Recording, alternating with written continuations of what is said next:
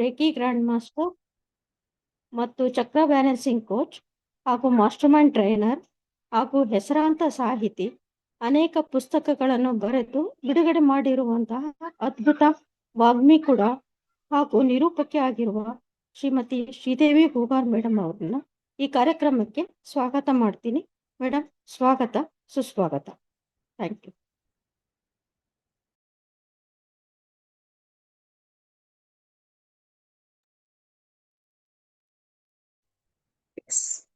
So ಎಲ್ಲ ಆತ್ಮೀಯ ಬಾಂಧವರಿಗೂ ನನ್ನ ಶರಣಾರ್ಥಿ. ಜಗತ್ತಿನ ಸಕಲ ಚರಾಚರ ಜೀವರಾಶಿಗಳನ್ನ ಸಾಕಿ ಸಲುತ್ತಿರುವ ಆ ಪರಮೇಶ್ವರನ ಒಂದು ಕ್ಷಣ ಹೃದಯ ಮಂದಿರದಲ್ಲಿ ಸ್ಮರಿಸಿಕೊಳ್ಳುತ್ತಾ ಇವತ್ತಿನ 2ನೇ ದಿನಕ್ಕೆ ತಮ್ಮೆಲ್ಲರಿಗೂ ಸಮೇತ ಹಾರ್ದಿಕವಾದ ಸ್ವಾಗತ, ಸುಸ್ವಾಗತ. ಸೊ ಯಾರೆಲ್ಲರೂ ರೆಡಿ ಇದ್ದೀರಿ? ನಿಮಗೆ ಗ್ರೌಂಡ್ ರೂಲ್ ಗೊತ್ತಿರ್ಬೋದು. ಏನು ಅಂದ್ರ, ಬಂದ ತಕ್ಷಣ ನೀವು ನಿಮ್ಮ ಗ್ರೂಪ್ ನಲ್ಲಿ, ಯಾವ ಗ್ರೂಪ್ ನಲ್ಲಿ ಇದ್ದೀರಿ ನೋಡ್ರಿ, ಆ ಗ್ರೂಪ್ ನಲ್ಲಿ ಒಂದು ಐ ಆಮ್ ರೆಡಿ ಅನ್ನುವಂತ ಒಂದು ಮೆಸೇಜ್ ಅನ್ನ ಕೊಟ್ಟು ಬರೋದಿರುತ್ತೆ. ಸೊ ಹಾಗಾಗಿ ನಾನು ಅನ್ಕೊಂಡಿನಿ ಮೆಸೇಜ್ ಓಪನ್ ಇರ್ಬಹುದು ನಿಮ್ಗೆ ಚಾಟ್ ಬಾಕ್ಸ್ ನಮ್ದು ಗ್ರೂಪ್ ಅಲ್ಲಿ ಅಂತ ಹೇಳಿ ಅನ್ಕೊಂಡಿನಿ. ನೀವ್ ಯಾವ ಗ್ರೂಪ್ ಅಲ್ಲಿ ಇದ್ರಿ ಒಂದು ಸಲ ಐ ಆಮ್ ರೆಡಿ ಅನ್ನುವಂತ ಒಂದು ಮೆಸೇಜ್ ಅನ್ನ ಕೊಟ್ಬರ್ರಿ. ಅದರ ನಂತರ ಬರೆದುಕೊಳ್ಳೋದಕ್ಕೆ ಡೈರಿ ಮತ್ತು ಪೆನ್ನು ಕಂಪಲ್ಸರಿ. ಹಾಗೆ ಸಾಕಷ್ಟು ಜನ ವಿಡಿಯೋ ಆಫ್ ಇಟ್ಟಿದ್ರಿ. ಯಾವಾಗ್ಲೂ ಪ್ರತಿ ಸಲಾನು ಹೇಳ್ತೀನಿ, ಈಗ್ಲೂ ಹೇಳ್ತೀನಿ, ನಿಮ್ಮ ಶುಕ್ರ ಮತ್ತೆ ನಿಮ್ಮ ಮಂಗಳ ಏನಾದ್ರೂ ಸುಧಾರಣೆ ಮಾಡ್ಬೇಕಂದ್ರೆ ನೀವ್ ಯಾವ್ದೇ ಕ್ಲಾಸ್ ಮಾಡ್ರಿ, ವಿಡಿಯೋ ಆನ್ ಮಾಡಿ ಒಂದ್ ಕಡೆ ಕುಂತು ಕ್ಲಾಸ್ ಮಾಡ್ರಿ. ಆರಾಮ್ಸೆ ಅವೆಲ್ಲಾನು ಸೆಟ್ ಆಗೋದಕ್ಕೆ ಶುರು ಆಗುತ್ತೆ. ಹಾಗಾಗಿ ಅವೆಲ್ಲವೂ ನಮ್ಮ ವೈಬ್ರೇಷನ್ ಮತ್ತು ಫ್ರೀಕ್ವೆನ್ಸಿಯ ಮೇಲೆ ಕನೆಕ್ಟ್ ಆಗಿರುತ್ತೆ. ಹಾಗಾಗಿ ನೀವು ಈ ರೇಖಿಯನ್ನ ಬೇರೆ ಯಾವುದೋ ಕೋರ್ಸ್ ತರ ನೀವೇನಾದ್ರೂ ಅರ್ಥ ಮಾಡ್ಕೊಂಡಿದ್ದೀರಿ ಅಂದ್ರ ಇದು ನಿಮ್ಗೆ ಅರ್ಥ ಆಗೋದಿಲ್ಲ. ಹಾಗಾಗಿ ಎಲ್ರು ವಿಡಿಯೋ ಆನ್ ಮಾಡ್ರಿ, ಒಂದೇ ಕಡೆಗೆ ಕುಳಿತುಕೊಡ್ರಿ. ಆ ನಂತರ ಯಾವತ್ತು ಸಮೇತ ಹಿಂಗ್ ಅನ್ಕೋಬೇಡ್ರಿ ಇದು ಫ್ರೀ ಸೆಷನ್ ಇದೆ ಅಂತ. ಫ್ರೀ ಉಚಿತವಾಗಿ ಜಗತ್ತಲ್ಲಿ ಯಾವುದು ಇಲ್ಲ. ನೀವು ಕೊಡೋ ಸಮಯ ಇದೆ ನೋಡ್ರಿ, ಅದು ಹಣಕ್ಕಿಂತನೂ ಅಮೂಲ್ಯ ಇದೆ. ಗೊತ್ತಾ ನಿಮ್ಗೆ? ನಿಮ್ಮ ಸಮಯ ಇದೆ, ಅದು ಹಣಕ್ಕಿಂತಲೂ ಅಮೂಲ್ಯ ಇದೆ. ಹಾಗಾಗಿ ನಾನ್ ಮಲ್ಕೊಂಡು ಕ್ಲಾಸ್ ಮಾಡ್ತೀನಿ, ನಾನು ಓಡಾಡ್ಕೊಂಡು ಕ್ಲಾಸ್ ಮಾಡ್ತೀನಿ, ನನ್ಗೆ ಆದಂಗ್ ಮಾಡ್ತೀನಿ, ನಂಗೆ ಓದಂಗ್ ಮಾಡ್ತೀನಿ ಅಂದ್ರ ದಯವಿಟ್ಟು ಇದು ರೇಖಿಗೆ ನೀವು ಮಾಡುವಂತ ಅವಮಾನ ಇದೆ. ನೀವ್ ಆರಾಮ್ಸೆ ಲೆಫ್ಟ್ ಆಗಿ ಹೊರಗೆ ಹೋಗ್ರಿ, ಆರಾಮ್ ರೆಸ್ಟ್ ಮಾಡ್ರಿ. ಅಷ್ಟು ಒತ್ತಾಯ ಏನ್ ಬೇಕಾಗಿಲ್ಲ ಅಂತ ಹೇಳಿ ಅನ್ಕೊಡಿ. ಹಾಗೆ ರೇಖಿ ಅನ್ನುವಂಥದ್ದು ಇದೆ ನೋಡ್ರಿ, ಇದು ಒಂದು ಕೋರ್ಸ್ ಅಲ್ಲ. ದಯವಿಟ್ಟು ಎಲ್ಲಾರು ನೆನ್ಪಿಟ್ಕೋರಿ. ಇದು ಏನಿದೆ ಅಂದ್ರೆ ಒಂದು ವಿದ್ಯೆ ಇದೆ. ಕೋರ್ಸಿಗೂ ವಿದ್ಯೆಗೂ ಬಹಳ ವ್ಯತ್ಯಾಸ ಇರುತ್ತೆ. ಕೋರ್ಸ್ ಗಳು ಏನ್ ಮಾಡುತ್ತೆ ಅಂದ್ರ ನಮ್ಮ ಹೊಟ್ಟೆ ಪಾಡಿಗಾಗಿ ಬದುಕೋದಕ್ಕೆ ನಾವು ಹಣ ಹೆಂಗ್ ಸಂಪಾದನೆ ಮಾಡ್ಬೇಕು, ಸಮಾಜವನ್ನ ಯಾವ ರೀತಿಯಾಗಿ ನೋಡ್ಕೊಳ್ಬೇಕು, ನಾವು ಯಾವ ರೀತಿ ಬೆಳವಣಿಗೆ ಮಾಡ್ಬೇಕು, ಇದೆಲ್ಲ ಕೋರ್ಸ್ ಗಳಲ್ಲಿ ನೀವು ಕಲಿತೀರಿ. ಅದು ಈ ಜನ್ಮಕ್ ಮಾತ್ರ ಸೀಮಿತ. ವಿದ್ಯೆ ಅಂತಿದೆ ನೋಡ್ರಿ, ಅದು ನಮ್ಮ ಆತ್ಮ ಪರಿವರ್ತನೆಗೆ ನಡೆಯುವಂತ ಒಂದು ಯೋಜನೆ, ಒಂದು ಪ್ಲಾನ್ ಇರುತ್ತೆ. ಸೊ ಹಾಗಾಗಿ ನಿಮ್ಮೊಳಗಿನ ಆತ್ಮ ಪರಿವರ್ತನೆ ನೀವು ಬೇಕು ಅಂದ್ರ ಮೊದಲು ಗ್ರೌಂಡ್ ರೂಲ್ಸ್ ಗಳ ಮೇಲೆ ಯಾರು ನಡೀತೀರಿ ಅವ್ರು ಮಾತ್ರ ಸಕ್ಸಸ್ ಆಗೋದಕ್ಕೆ ಸಾಧ್ಯ ಇದೆ ಅಂತೇಳಿ ಹೇಳ್ತಾ, ನಿನ್ನೆ ಕ್ಲಾಸ್ ಎಲ್ಲರಿಗೂ ಅರ್ಥ ಆಗಿದೆ ಅಂತೇಳಿ ಅನ್ಕೊಂಡಿನಿ. ಯಾರೆಲ್ಲರಿಗೂ ಅರ್ಥ ಆಗಿತ್ತು ನಿನ್ನೆ? ಆದ್ರೂ ಸ್ವಲ್ಪ ಕೈ ಮಾಡ್ರಿ. ಮತ್ತೆ ನಿನ್ನೆ ನಾನು ಏನೇನ್ ಹೇಳಿನಿ ಅಂತ ನೆನ್ಪಿದೆ ಅಂತೇಳಿ ಅನ್ಕೊಂಡಿನಿ. ಇಲ್ಲ ಏನ್ ಇಡೀ ದಿನ ಎಲ್ಲೋ ಡ್ಯೂಟಿ ಮಾಡಿ ಬಡದಾಡಿ ಹೊಡೆದಾಡಿ ನಾನ್ ಏನ್ ಹೇಳ್ದೋ ನೀವೇನ್ ಕೇಳಿದ್ರು ದೇವ್ರಿಗೆ ಗೊತ್ತು, ಹಿಂಗೇನಾದ್ರೂ ಮಾಡಿದ್ರ ರೇಖಿ ವರ್ಕ್ ಮಾಡೋದಿಲ್ಲ. ನಾನು ಏನ್ ಹೇಳ್ತೀನಿ ಅದನ್ನ ನೆನ್ಪಿಡ್ರಿ, ಅದನ್ನ ಸರಿಯಾಗಿ ಪ್ರಾಕ್ಟೀಸ್ ಮಾಡ್ರಿ ಅಂತೇಳಿ ಹೇಳ್ತಾ, ಆ ನಂತರ ಮತ್ತೆ ನಮ್ದು ನಿಮ್ಮ ದೀಕ್ಷೆ ಇದೆ ನೋಡ್ರಿ, ಅದು ನಾಡಿದ್ದು ಇರುತ್ತೆ. ನಾಳೆ ಮತ್ತು ನಾಡಿದ್ದು 2 ದಿನಾನು ಇನ್ನೂ ಕ್ಲಾಸ್ ಇರುತ್ತೆ. ಗೊತ್ತಾಯ್ತಾ? 4 days ಇರುತ್ತೆ, ಡೈಲಿ 1 hour. ಹಾಗಾಗಿ ನಾಡಿದ್ದು ನಿಮ್ಗೆ ದೀಕ್ಷೆ ಇರುತ್ತೆ. ನಾಳೆ ದೀಕ್ಷೆಯ ಯಾವ ಸಿದ್ಧತೆಯನ್ನ ಮಾಡ್ಕೊಳ್ಬೇಕು ಅನ್ನುವಂತ ಸಂಪೂರ್ಣ ಮಾಹಿತಿಯನ್ನ ನಾನ್ ನಿಮ್ಗೆ ಕೊಡ್ತೀನಿ. ಇದೀಗ ನಿಮ್ಮ ಡೈರಿ ಮತ್ತು ಪೆನ್ನನ್ನ ತೆಗಿರಿ. ಅದರಲ್ಲಿ ಬರೀರಿ, ನಮ್ಮ ಜಗತ್ತಲ್ಲಿ, ನಮ್ಮ ಜಗತ್ತಿದೆ ನೋಡ್ರಿ, ಅಲ್ಲಿ 3 ಪ್ರಕಾರದ ಜನರನ್ನ ನಾವು ನೋಡ್ತೀವಿ. 3 ಪ್ರಕಾರದ ಜನ ನಮ್ ಸುತ್ತಲೂ ಇರ್ತಾರೆ. ಅದರಲ್ಲಿ ನಾವು ಸಮೇತ ಒಬ್ರು. ಈಗ ನಿಮ್ಗೆ ಗೊತ್ತಾಗುತ್ತೆ 3ರಲ್ಲಿ ನಾನೇನಿದ್ದೀನಿ, ನಾನ್ ಯಾವ ಕೆಟಗರಿಯಲ್ಲಿ ಬರ್ತೀನಿ. ಕೆಟಗರಿ ಅಂದ್ರೆ ಕಾಸ್ಟ್ ಅಲ್ಲ, ಒಂದ್ ಪ್ರಕಾರ. 3 ಪ್ರಕಾರದಲ್ಲಿ ಒಂದು ಪ್ರಕಾರದಲ್ಲಿ ನಾವು ಇದ್ದಿರ್ತೀವಿ. ಮೊದಲನೇ ಪ್ರಕಾರ ಬರ್ಕೊಡ್ರಿ. ಮೊದಲನೇ ಪ್ರಕಾರದ ವ್ಯಕ್ತಿಗಳಲ್ಲಿ ಒಂದು ಸ್ವಭಾವ ಇರುತ್ತೆ, ಎಲ್ಲವೂ ನಾನೇ ಮಾಡ್ತೀನಿ, ಎಲ್ಲವೂ ನನ್ನಿಂದನೇ ಆಗುತ್ತೆ. ಅದು ಸೋಲಿರ್ಲಿ ಗೆಲುವಿರ್ಲಿ, ಅವ್ರು ತನ್ನ ಮೇಲೆ ತಾನೇ ಏನ್ ಮಾಡ್ತಾರಂದ್ರ ವಿಶ್ವಾಸದಿಂದ ಮಾಡ್ತಾರೆ. ಇದು ಮೊದಲನೇ ಕೆಟಗರಿ. ಸೆಲ್ಫ್ ಮೇಲೆ ಬಹಳ ಕಾನ್ಫಿಡೆನ್ಸ್ ಇರುತ್ತೆ ಅವ್ರಿಗೆ. ಎಲ್ಲ ನಾನೇ ಅಂತ ಹೇಳ್ತಾರೆ. ಅವ್ರು ಯಾರನ್ನ ನಂಬಲ್ಲ, ಯಾರ ಬಗ್ಗೆ ಯೋಚನೆ ಮಾಡೋದಿಲ್ಲ. ತನ್ನನ್ನ ತಾನು ಬಹಳ ಗಟ್ಟಿಯಾಗಿ ನೆಲೆ ಊರಿ ತನ್ನ ಕಾರ್ಯವನ್ನ ತಾನ್ ಮಾಡ್ತಾರ. ಸೋತಾಗ್ಲೂ ಅವ್ರು ತನ್ನ ಮೇಲೆ ತಗೊಳ್ತಾರ, ಗೆದ್ದಾಗ್ಲೂ ಸಮೇತ ಖುಷಿ ಪಡ್ತಾರೆ. ಇವ್ರು ಮೊದಲನೇ ಕೆಟಗರಿ ಫಸ್ಟ್. ಅದಾದ್ಮೇಲೆ ಎರಡನೇ ಕೆಟಗರಿ ಅವ್ರು ಬರ್ತಾರೆ. ಎರಡನೇದವ್ರು ಏನ್ ಮಾಡ್ತಾರೆ ಅಂದ್ರೆ ಎಲ್ಲಾ ಒಂದು ಶಕ್ತಿ ಮೇಲೆ ಬಿಡ್ತಾರೆ. ಅದು ಪರಮಾತ್ಮ ಇರ್ಬೋದು, ಒಂದು ಯಾವ್ದೋ ಶಕ್ತಿ. ತನ್ನನ್ನ ತಾನ್ ಏನ್ ಮಾಡ್ತಾರೆ ಅಂದ್ರೆ ಒಂದು ನಿಮಿತ್, ನಾನ್ ನಿಮಿತ್ ಇದೀನಿ, ಮಾಡ್ಸೋನೆಲ್ಲನೂ ಒಂದು ಪರಮಾತ್ಮ ಇದ್ದಾನೆ ಅಥವಾ ಒಂದು ಶಕ್ತಿ ಇದೆ. ಹಾಗಾಗಿ ಇಲ್ಲಿ ಏನೇ ಆದ್ರೂ ಸಮೇತ ಯಾರ ಮೇಲೆ ಬಿಟ್ಟು ಹಾಕ್ತಾರಂದ್ರ ಒಂದು ಬ್ರಹ್ಮಾಂಡದ ಶಕ್ತಿಯ ಮೇಲೆ ಬಿಡ್ತಾರೆ. ಇವರು ಎರಡನೇ ಪ್ರಕಾರದ ವ್ಯಕ್ತಿಗಳು. ಇವ್ರಿಬ್ಬರಿಗೆ ಬಿಟ್ಟು ಮೂರನೇದವ್ರು ಬಹಳ ಇಂಪಾರ್ಟೆಂಟ್. ಅವ್ರು ಯಾರು ಅಂದ್ರೆ ಅವರಿಗೆ ಎಡಬಿಡಂಗಿಗಳು ಅಂತ ಹೇಳ್ತಾರೆ.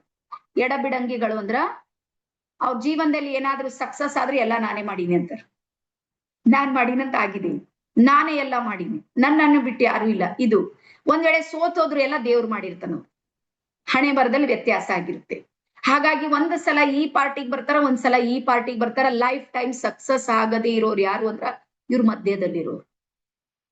ಹಾಗಾಗಿ ರೇಖಿ ಏನ್ ಹೇಳುತ್ತೆ ಅಂದ್ರ ಫಸ್ಟ್ ಮತ್ತು ಸೆಕೆಂಡ್ ಅಲ್ಲಿ ಸ್ಟಕ್ ಆಗ್ನೇನ್ರಿ, ಎಲ್ಲಾದ್ರೂ ಒಂದ್ ಆಯ್ಕೆ ಮಾಡ್ರಿ. ಮತ್ತೆ ಇಬ್ರು ಬೆಸ್ಟ್ ಇದಾರೆ. ಯಾರು ಸೆಲ್ಫ್ ಮೇಲೆ ಕಾನ್ಫಿಡೆನ್ಸ್ ಇರುತ್ತೆ ನೋಡ್ರಿ, ತನ್ ಮೇಲೆ ತನ್ಗೆ ವಿಶ್ವಾಸ ಇಟ್ಟು ಯಾರು ಕೆಲಸ ಮಾಡ್ತಾರ ನೋಡ್ರಿ, ಅವರು ಸಕ್ಸಸ್ ಆಗ್ತಾರ. ಅವ್ರಿಗೆ ಏನು ತೊಂದರೆ ಆಗೋದಿಲ್ಲ.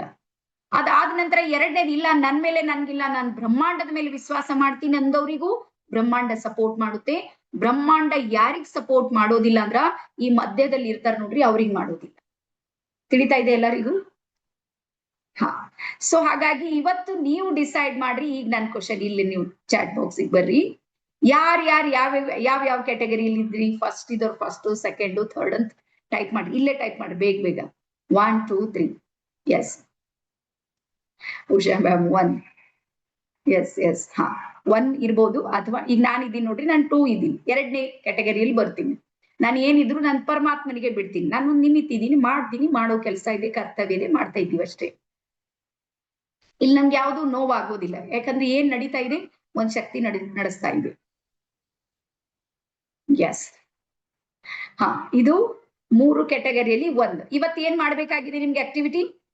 ಆ 3ರಲ್ಲಿ ಒಂದನ್ನ ಆಯ್ಕೆ ಮಾಡ್ಕೋಬೇಕು. ಲೈಫ್ ಟೈಮ್ ಅದೇ ಎನರ್ಜಿಯ ಜೊತೆಗೆ ಕನೆಕ್ಟ್ ಇರ್ಬೇಕು. ಫಸ್ಟ್ ಕ್ಯಾಟಗರಿ ಇದ್ರಿ ಅಂದ್ರೆ ಫಸ್ಟ್ ನೊಳಗೆ ಇರ್ರಿ, ತಲೆ ಕೆಡ್ಸ್ಕೊಳ್ಬೇಡಿ, ಸಕ್ಸಸ್ 100% ಆಯ್ತು. ಇಲ್ಲ ಸೆಕೆಂಡ್ ಅಲ್ಲಿ ಇದ್ರಿ, ಸೆಕೆಂಡ್ ಅಲ್ಲಿ 100% ಇರಿ, 100% ನೀವು ಸಕ್ಸಸ್ ಆಗ್ತೀರಿ. ಆದ್ರೆ ದಯವಿಟ್ಟು 3ನೇ ಕೈ ಯಾವತ್ತೂ ಬರ್ಬೇಡ್ರಿ. ಒಂದ್ಸಲ ಹಂಗ ಒಂದ್ಸಲ ಹಿಂಗ ಮಾಡ್ತೀರಿ ನೋಡ್ರಿ, ನೀವು ಸಕ್ಸಸ್ ಆಗೋದು ನಿಮ್ಗೆ ಕಷ್ಟ ಇದೆ. ರೇಖಿ ಹೇಳುತ್ತೆ ಇವೆರಡರಲ್ಲಿ ಒಂದಕ್ಕೆ ಬಾ.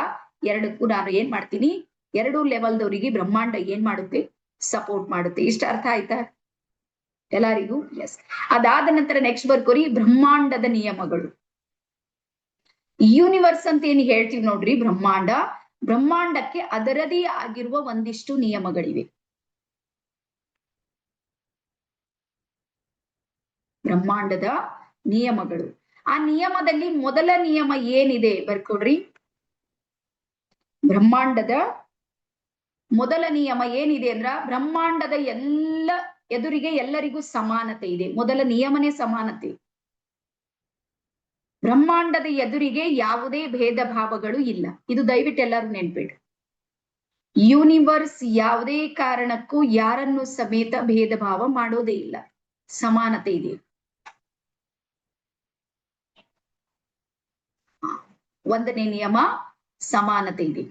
ಇಲ್ಲಿ ಯಾವುದೇ ಜಾತಿ ಭೇದ ಇಲ್ಲ, ಲಿಂಗ ಭೇದ ಇಲ್ಲ, ಪ್ರದೇಶ ಭೇದ ಇಲ್ಲ, ಭಾಷೆ ಭೇದ ಇಲ್ಲ, ಏನೇನು ಇಲ್ಲ. ಎಲ್ಲರೂ ಈಕ್ವಲ್ ಇದೀವಿ. ಯಾರ ಎದುರಿಗೆ? ಬ್ರಹ್ಮಾಂಡದ ಎದುರಿಗೆ. ಈಕ್ವಲ್ ಅಂದ್ರೆ ಎಲ್ಲರೂ ಮಕ್ಕಳೇ ಇದ್ದೀವಿ ಅಂತ. ಎಸ್. ಅದಾದ ನಂತರ ಎರಡನೇ ನಿಯಮ ಬರುತ್ತೆ, ಬರ್ಕೊಡ್ರಿ. ಸೆಕೆಂಡ್ ನಿಯಮ. ಇಲ್ಲಿ ಎಲ್ಲರಿಗೂ ಸಮಾನವಾದ ನ್ಯಾಯ ಇದೆ. ನ್ಯಾಯದಲ್ಲಿ ಹೆಚ್ಚು ಕಡಿಮೆ ಇಲ್ಲ.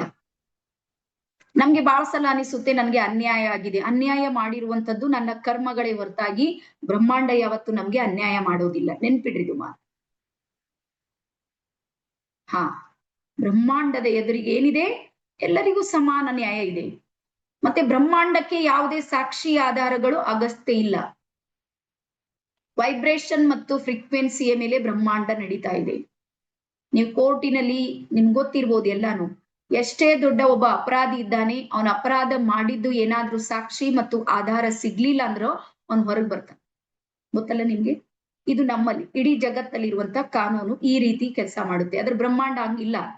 ಅವ್ನ್ ಮಾಡಿದಾನೆ ಅಂದ್ರೆ ಅವ್ನ್ ಯಾರಿಗೂ ಗೊತ್ತಿರ್ಲಾರ್ದಂಗೂ ಯಾವ್ದಾದ್ರು ಅಪರಾಧ ಮಾಡಿದ್ದಾನಂದ್ರ 100ಕ್ಕೆ 100ರಷ್ಟು ಅವನಿಗೆ ಶಿಕ್ಷೆ ಕಟ್ಟಿಟ್ಟ ಬುತ್ತಿ ಇದೆ. ಸಮಯ ಮಾತ್ರ ಹೆಚ್ಚು ಕಡಿಮೆ ಆಗ್ಬೋದು. ಹಾಗಾಗಿ ಸಮಾನವಾದ ನ್ಯಾಯ ಇದೆ. ಟಾಟಾ, ಬಿರ್ಲಾ, ಅಂಬಾನಿ, ಅದಾನಿ ಮಗ 4 ಮಂಜಿಲ್ ಬಿಲ್ಡಿಂಗ್ ಮೇಲಿಂದ ಬಿದ್ರು ಅವನು ಸಾಯ್ತಾನ. ನಮ್ಮಲ್ಲಿ ಯಾರಾದ್ರೂ ಒಬ್ಬ ಭಿಕ್ಷುಕನ್ ಮಗನು ಬಿದ್ರು ಅವನು ಸಾಯ್ತಾನ. ಏನು ಭೇದ ಭಾವ ಇಲ್ಲ. ಇದು ನೀವು ದಯವಿಟ್ಟು ನೆನ್ಪಿಡ್ರಿ. ಹಾಗಾದ್ರೆ ನಮ್ಗೆ ಯಾಕೆ ಸಮಸ್ಯೆ ಇದೆ? ಯಾರ್ಯಾರಿಗೆ ಡೌಟ್ ಇದೆ? ಬ್ರಹ್ಮಾಂಡ ಸಮಾನತೆ ಇದೆ, ಸಮಾನವಾದ ನ್ಯಾಯ ಇದೆ, ಹಾಗಾದ್ರೆ ನಮ್ಗೆ ಯಾಕೆ ಕಷ್ಟ ಇದೆ? ಕೈ ಮಾಡ್ರಿ. ವಾಯ್ಸ್ ಕರೆಕ್ಟ್ ಇದೆ ನಂದು? ಸೌಂಡ್ 100% ಇಟ್ಟೀನಿ. ಯಾರ್ಯಾರಿಗೆ ಅನಿಸುತ್ತೆ ಬ್ರಹ್ಮಾಂಡದ ಬಂದೆ ಎಲ್ಲಾನು ಸರಿ ಇದೆ ಅಂದ್ರೆ ನಮ್ಗೆ ಯಾಕೆ ತೊಂದ್ರೆ ಇದೆ? ಕೈ ಮಾಡ್ರಿ. ಹಿಂಗಾದ್ರೆ ನಾ ಆನ್ಸರ್ నేను ಹೇಳ್ತೀನಿ. ಹಾ, ಬರ್ಕೊಡ್ರಿ. ನಮ್ಗೆ 2 ಪ್ರಕಾರದ ತೊಂದರೆಗಳನ್ನ ನಾವು ಅನುಭವಿಸ್ತಾ ಇರ್ತೀವಿ. ಒಂದನೇದ್ ಬರುತ್ತೆ ಶಾರೀರಿಕ ತೊಂದರೆಗಳು, ಎರಡನೇದ್ ಬರುತ್ತೆ ಮಾನಸಿಕ. ಇದಕ್ ಬಿಟ್ಟೆಲ್ಲ ಬೇರೆವ, ಅದನ್ನ ಬಗ್ಗೆ ತಲೆ ಕೆಡಿಸ್ಕೊಳ್ಳೋದು ಬೇಡ. ಶಾರೀರಿಕ ಮಾನಸಿಕ 2 ಭಾಗಗಳನ್ನ ನೀವ್ ಇವತ್ತು ಅರ್ಥ ಮಾಡ್ಕೊರಿ. ಶಾರೀರಿಕವಾದ ಯಾವುದೇ ತೊಂದರೆಗಳನ್ನ ನೀವು ಅನುಭವಿಸ್ತಾ ಇದ್ದೀರಿ ಅಂದ್ರ ಅದಕ್ಕೆ ಬ್ರಹ್ಮಾಂಡ ಕಾರಣ ಅಲ್ಲ, ಅದು ನಿಮ್ಮ ಶರೀರದ ಪಂಚತತ್ವಗಳ ಏರುಪೇರು ಕಾರಣ ಇರುತ್ತೆ. ಹೆಲ್ತ್ ಇಶ್ಯೂ ಯಾವುದೇ ಇರ್ಬೋದು, A to Z ತಗೋರಿ ನೀವು. ರೀಸನ್ ಏನು ಅಂದ್ರೆ 5 ತತ್ವಗಳಿವೆ ನೋಡ್ರಿ. 5 ತತ್ವಗಳು ಏರುಪೇರಿವೆ. ನೀವು ಸರಿಯಾದ ಜೀವನವನ್ನ ನಿರ್ವಹಣೆ ಮಾಡ್ಬೇಕು, ಜೀವನ ಶೈಲಿ ಸರಿ ಮಾಡ್ಬೇಕು. ನಿಮ್ ಕೈಯಲ್ಲೇ ಇದೆ, ಸರಿಪಡಿಸ್ಕೊಡಿ. ಗೊತ್ತಾಯ್ತಾ ಸೂತ್ರ?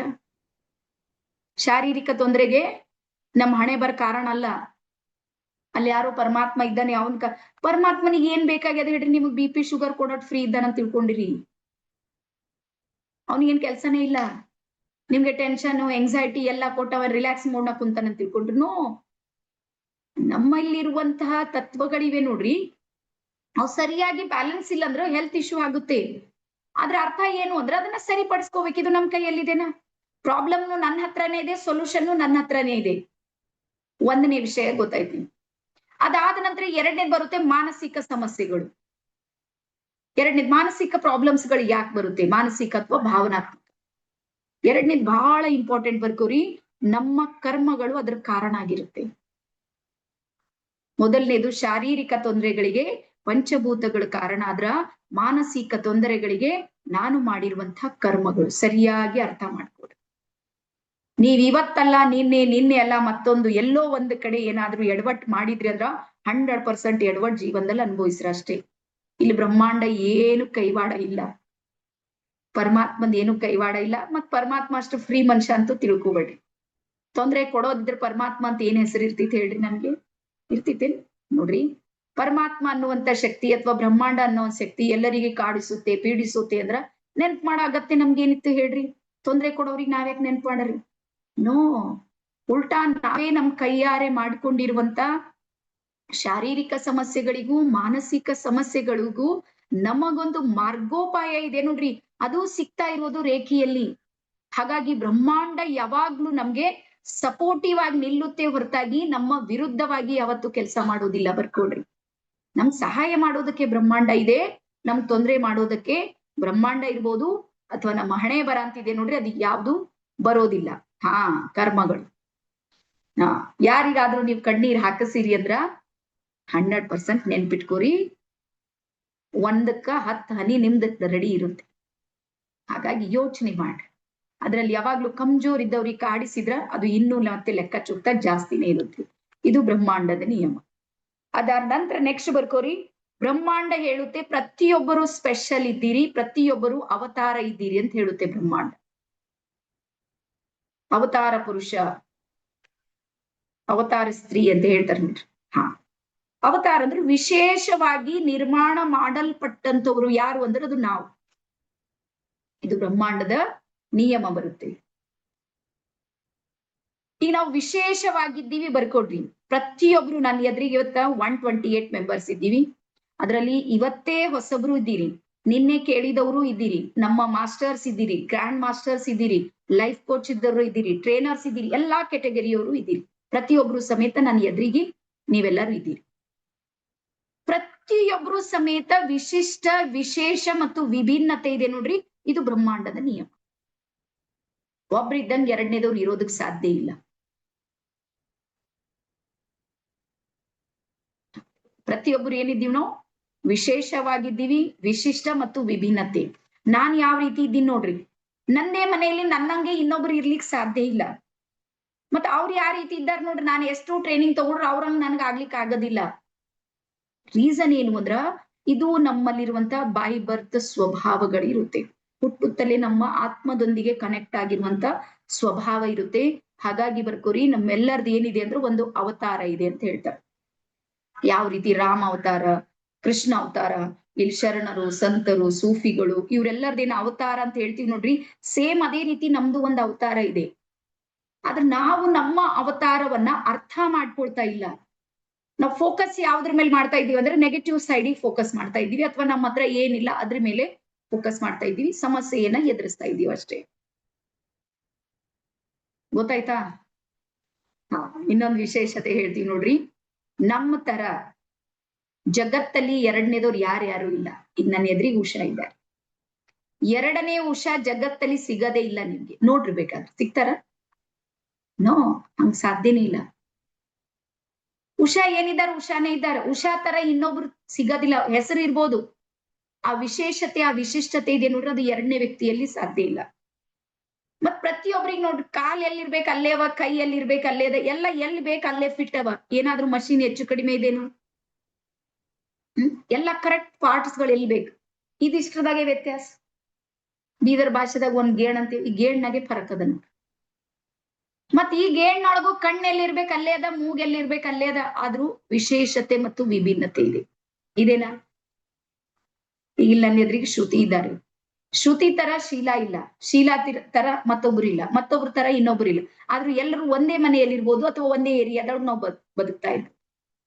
ಅಂದ್ರೆ ಇದ್ರ ಅರ್ಥ ಏನು ಅಂದ್ರೆ ಅದೇ ಬಹಳ ದೂರ ಯಾಕೋಯ್ತ್ರಿ. ಫಿಂಗರ್ ಪ್ರಿಂಟ್ಸ್ ಗಳು ಗೊತ್ತಲ್ಲ ನಿಮ್ಗೆ? ನಮ್ ತರ ಇಡೀ ಜಗತ್ತಲ್ಲಿ ಎರಡನೇದವ್ರದ್ದು ಯಾರ ಹತ್ರನೂ ಇಲ್ಲ. ನಾವಷ್ಟು ಸ್ಪೆಷಲ್ ಇದೀವಿ. ಸಾಧ್ಯನೂ ಇಲ್ಲ. ನನ್ಗೆ ಹೇಳ್ತಾರ, ಮೇಡಮ್ ಒಬ್ರಂಗ್ 7 ಜನ ಇರ್ತಾರ್ರಿ ಅಂತ. ಕೇಳಿದ್ರಿ? ನೋಡ್ಲಕ್ಕ ಒಬ್ರಂಗ 7 ಜನ ಇರ್ತಾರೆ. ಕೇಳಿದ್ರಿ? ಈ ರೀತಿ ಜಗತ್ತಲ್ಲಿ ಹಂಗಿರ್ತಾರೆ. ನಾನ್ ಅಂತೀನಿ ಬರೀ ಫೇಸ್ ಇರ್ಬೋದು, ನಾನು ಇಲ್ಲ ಅಂತ ನಾನು ವಾದ ಮಾಡೋದಿಲ್ಲ. ಫೇಸ್ ಅಷ್ಟೇ ಇದ್ರೆ ನಡೆಯಲ್ಲ. ಫೇಸ್ ಮಾಡೋ ಸಾಮರ್ಥ್ಯ ನಮ್ಮಂಗ ಅವ್ರಿಗೆ ಬರಂಗಿಲ್ಲ. ತಂದು ನಮ್ಮ ಅತ್ತಿ ಕೈದಾಗ ಒಂದ್ 4 ದಿನ ಇಡ್ರಿ, ನಿಮ್ಗೆ ಗೊತ್ತಾಗ್ತದೆ. ಆಗುತ್ತ ಹಂಗ? ನಿಮ್ಗೆ ಗೊತ್ತಾ? ನೀವು ಯಾವ ಮನೆಯಲ್ಲಿ ಇದ್ದೀರಿ ನೋಡ್ರಿ, ಅಲ್ಲಿ ನೀವಂತ ಬದುಕ್ತಾ ಇದ್ದೀರಿ. ಎರಡನೇದವ್ರು 3 ದಿನ ಬದುಕಂಗಿಲ್ಲ, ಡಿಪ್ರೆಷನ್ ಪೇಷಂಟ್ ಆಗ್ತಾವ ಬಂದು. ಗೊತ್ತಿರ್ಲಿ ನೀವೆಷ್ಟು ವಿಶೇಷ ಇದ್ದೀರಿ ಅಂತ. ನೀವಂತೆ ಅದನ್ನ ಹ್ಯಾಂಡಲ್ ಮಾಡ್ತಾ ಇದ್ದೀರಿ. ನೀವಂತೆ ಅದನ್ನ ನಿಮ್ಮ ಮುಷ್ಟಿಯಲ್ಲಿ ಇಟ್ಟು ಅದನ್ನ ಕಂಟ್ರೋಲ್ ಮಾಡಿ ಆ ಜೀವನವನ್ನ ಸಾಗಿಸ್ತಾ ಇದ್ದೀರಿ. ನಿಮ್ಮ ಸ್ಥಳಕ್ಕೆ ಇನ್ನೊಬ್ರಿಗೆ ಸಾಧ್ಯ ಇಲ್ಲ. ಮತ್ತೆ ನೀವು ಇನ್ನೊಬ್ರ ಸ್ಥಳಕ್ಕೆ ಹೋದ್ರೆ ಅದು ಸಾಧ್ಯ ಇಲ್ಲ. ಅಂದ್ರೆ ಇದು ಬ್ರಹ್ಮಾಂಡದ ನಿಯಮನೇ ಇದೆ. ವಿಶೇಷತೆ, ವಿಶಿಷ್ಟತೆ ಮತ್ತು ವಿಭಿನ್ನತೆ ಬರ್ಕೊಳ್ಳಿ ಪ್ರತಿಯೊಂದರಲ್ಲೂ. ಇದು ಬ್ರಹ್ಮಾಂಡದ ನಿಯಮ. ಅದಾದ ನಂತರ ನೆಕ್ಸ್ಟ್ ಬರ್ಕೋರಿ, ಪ್ರತಿಯೊಂದರಲ್ಲೂ ಸಮೇತ ಎನರ್ಜಿ ಮತ್ತು ಫ್ರೀಕ್ವೆನ್ಸಿ ಇರುತ್ತೆ. ಬ್ರಹ್ಮಾಂಡದ ನಿಯಮ. ಎನರ್ಜಿ ಮತ್ತು ಫ್ರೀಕ್ವೆನ್ಸಿ ಇರ್ಲಾರ್ದಂಗ್ ಜಗತ್ತಲ್ಲಿ ಯಾವುದು ಕಾಣೋದೇ ಇಲ್ಲ ನಿಮ್ಗೆ. ಕಣ್ಣಿಗೆ ಕಾಣುವುದಲ್ಲ, ಕಣ್ಣಿಗೆ ಕಾಣ್ಲಾರ್ದ ವಸ್ತುಗಳಲ್ಲೂ ಸಮೇತ ಎನರ್ಜಿ ಇದೆ ಮತ್ತೆ ಫ್ರೀಕ್ವೆನ್ಸಿ ಇದೆ. ಶಕ್ತಿ ಮತ್ತು ಶಕ್ತಿಯ ತರಂಗಗಳಂತೀವಿ ನೋಡಿ, ಅದು ಎಲ್ಲದರಲ್ಲೂ ನಮ್ಗೆ ಸಿಗುತ್ತೆ. ಎಸ್. ಅದರ ನಂತರ ನೆಕ್ಸ್ಟ್ ಹೇಳುತ್ತೆ ಬ್ರಹ್ಮಾಂಡ ಪ್ರತಿಯೊಂದರಲ್ಲೂ ಶಬ್ದ ಮತ್ತು ಬೆಳಕು ಇದೆ. Sound and light. ನೀವು ಯಾವುದೇ ವಸ್ತುವನ್ನ ಮುಟ್ರಿ ಅಥವಾ ಅದನ್ನ ಒಂದಕ್ಕೊಂದು ಸ್ಪರ್ಶ ಮಾಡ್ರಿ, ಅಲ್ಲಿ 100% ಶಬ್ದ ಬರುತ್ತೆ. ಶಬ್ದ ಎಲ್ಲಿರುತ್ತೆ ನೋಡ್ರಿ, ಅಲ್ಲಿ ಬೆಳಕಿರುತ್ತೆ. ಇದು ಬ್ರಹ್ಮಾಂಡದ ನಿಯಮ. ಇಷ್ಟು ಎಲ್ಲರಿಗೂ ಅರ್ಥ ಆಗಿದೆ ಅಂತ ಹೇಳಿ ಅನ್ಕೊಂಡಿನ. ಗೊತ್ತಾಯ್ತಾ ಇಷ್ಟು? ಯಾರ್ಯಾರಿಗೆ ಅರ್ಥ ಆಗಿದೆ ಒಂದ್ಸಲ ಎಸ್ ಅಂತ ಟೈಪ್ ಮಾಡಿ ನೋಡೋಣ. ಇಷ್ಟು ನಿಮ್ಗೆ ಗೊತ್ತಾಗಿದೆ ಎರಡನೇ ಟಾಪಿಕ್ ಅಂತ ಅನ್ಕೊಂಡಿ.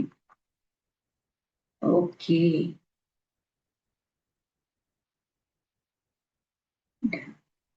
ಎಸ್. ಅದರ ನಂತರ ನೆಕ್ಸ್ಟ್ ನಿಮ್ಮ ಡೈರಿ ಇದೆ ನೋಡ್ರಿ. ಡೈರಿಯಲ್ಲಿ ನಿಮ್ಮ ಕೈಯನ್ನ ಈ ರೀತಿ ಇಟ್ಟು ಒಂದು ಡ್ರಾ ಮಾಡ್ರಿ. ಈ ರೀತಿ ಬರೀರಿ. ಸಣ್ಣಾಗಿದ್ದಾಗ ಮಾಡ್ತಿದೀವಿ, ಎಲ್ಲಾರು ನೆನ್ಪಿಟ್ಕೊಂಡಿರಿ ಅಂತ ಅನ್ಕೊಂಡಿನಿ. ಸ್ವಲ್ಪ ನೀಟಾಗಿ ಬರೀರಿ.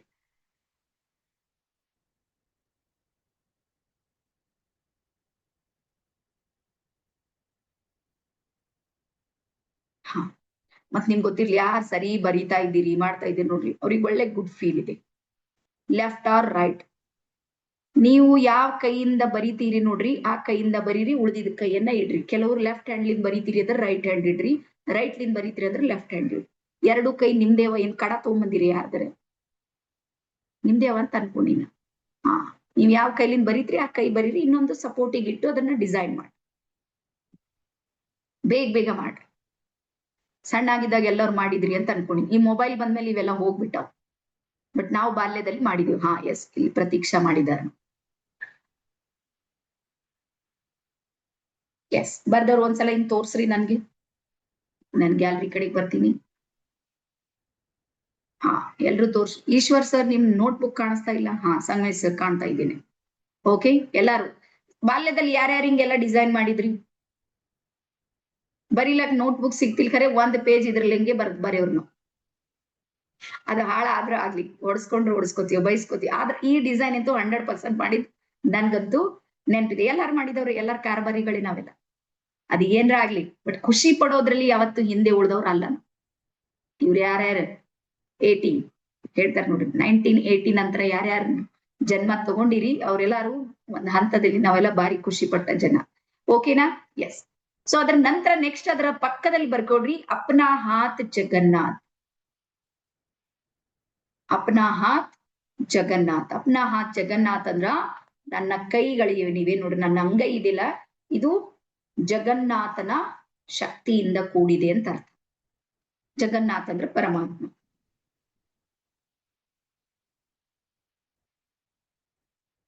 ಪೂರಿ ಜಗನ್ನಾಥ್ ಅಂತ ಹೇಳ್ತಾರೆ ನೋಡ್ರಿ.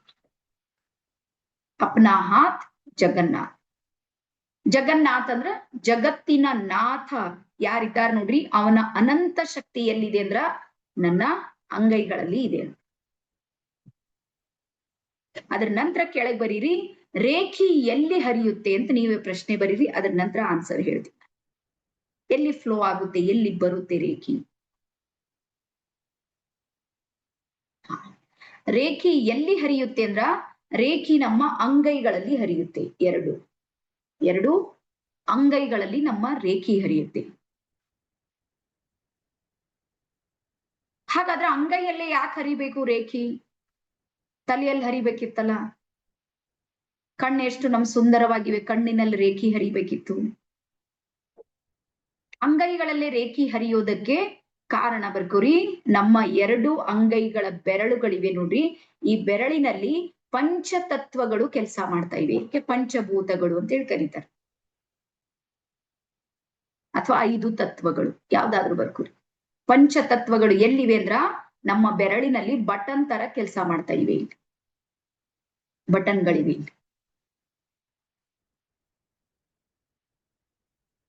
ಈ 5 ಬಟನ್ಸ್ ಗಳು ಎಲ್ಲಿ ಆಕ್ಟಿವ್ ಆಗುತ್ತೆ ನೋಡ್ರಿ, ಅಲ್ಲಿ 6ನೇ ಮಹಾತತ್ವ ಇದ್ರ ಜೊತೆಗೆ ಜೋಡಿಸ್ಕೊಂಡಿರುತ್ತೆ. ಅದಕ್ಕೆ ನಾವು ರೇಖಿ ಅಂತೇಳಿ ಕರಿತೀವಿ.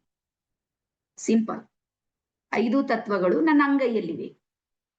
ಈ 5 ತತ್ವಗಳನ್ನ ನಾನು ಎಟ್ ಎ ಟೈಮ್ ಆಕ್ಟಿವೇಟ್ ಮಾಡಿದಾಗ, ಅವಾಗ ನಾನು ಹಿಂಗ್ ಹಿಡಿದ್ರೆ ಸಾಕು, 6ನೇ ಮಹಾತತ್ವ ಏನ್ ಮಾಡುತ್ತೆ, ಇದ್ರ ಜೊತೆಗೆ ಜೋಡಿಸ್ಕೊಳ್ಳುತ್ತೆ. ನೀವು ಕೇವಲ ಆಹ್ವಾನ ಮಾಡಿದ್ರೆ ಸಾಕು, ಇಲ್ಲಿ ಇವು ತತ್ವಗಳು ಜೋಡಿಸ್ಕೊಂಡ್ರೆ ಸಾಕು, ಆ ಶಕ್ತಿ ಏನಾಗುತ್ತೆ ಅಂದ್ರ ನಮ್ಮೊಳಗೆ ಹರಿಯೋದಕ್ಕೆ ಶುರು ಆಗುತ್ತೆ.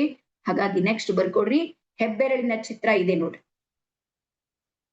ಹೆಬ್ಬೆರಳಿನ ಚಿತ್ರ ಒಂದು ನಾನು ಹೇಳ್ತಾ ಹೋಗ್ತೀನಿ, ಬರ್ಕೋರಿ. ನಮ್ಮ ಹೆಬ್ಬೆರಳಿನ ಚಿತ್ರದಲ್ಲಿ ಬರೀರಿ ಅಗ್ನಿ ತತ್ವ. ಅಗ್ನಿ ತತ್ವ ಅಂದ್ರೆ ಫೈರ್ ಎಲಿಮೆಂಟ್. ಅಗ್ನಿ ತತ್ವ ಫೈರ್ ಎಲಿಮೆಂಟ್. ಅದ್ರ ಮುಂದೆ ಬರೀರಿ, ನಮ್ಮ ಶರೀರದಲ್ಲಿ 64 ಪ್ರಕಾರದ ಅಗ್ನಿಗಳು ಕೆಲಸ ಮಾಡ್ತಾ ಇವೆ. ರೇಖಿ ಲೆವೆಲ್ 2 ಬಂದಾಗ ಅದು ಬಹಳ ಡೆಪ್ತ್ ಆಗಿ ಬರುತ್ತೆ, ಆದ್ರೆ ಇಷ್ಟಾದ್ರೂ ಬರೀರಿ ನೀವು. 64 ಪ್ರಕಾರದ ಅಗ್ನಿ ತತ್ವಗಳು ನಮ್ಮ ಶರೀರದಲ್ಲಿ ಏನ್ ಮಾಡ್ತಾ ಇವೆ, ಕೆಲಸ ಮಾಡ್ತಾ ಇವೆ.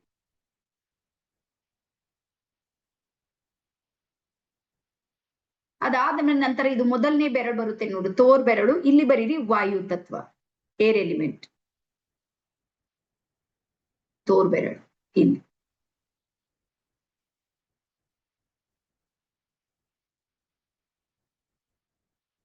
ಎಸ್. ಅದ್ರ ನಂತರ ನಡು ಬೆರಳು ಬರುತ್ತೆ ನೋಡ್ರಿ, ಇಲ್ಲಿ ಬರೀರಿ ಆಕಾಶ ತತ್ವ. ಆಕಾಶ ತತ್ವ.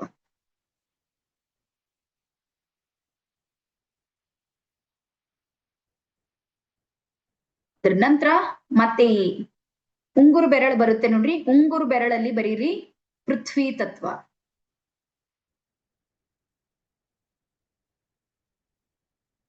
ಅದರ ನಂತರ ಕೊನೆ ಬೆರಳು ಬರುತ್ತೆ ನೋಡ್ರಿ, ಇಲ್ಲಿ ಬರೀರಿ ಜಲತತ್ವ.